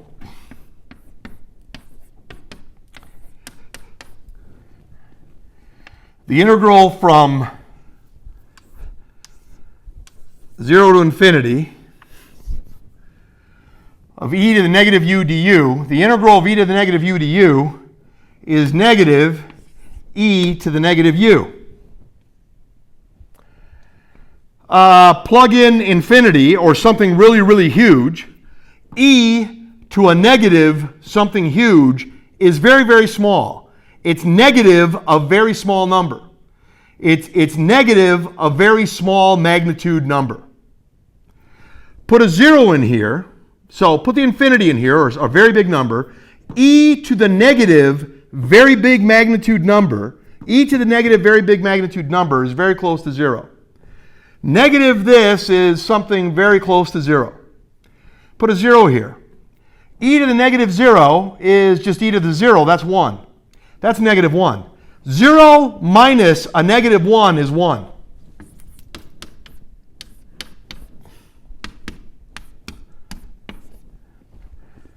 I squared equals 2 pi equals 1.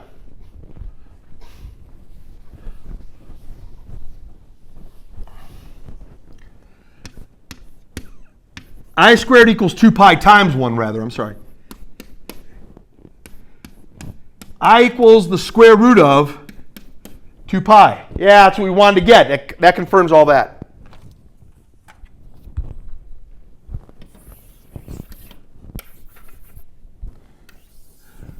So to normalize it, you divide it by the square root of the product, 2 pi on each side.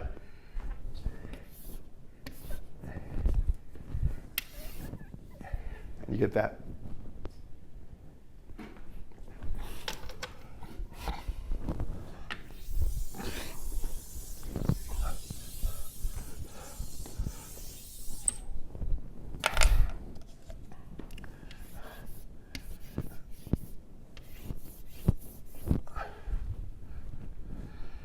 And there it is.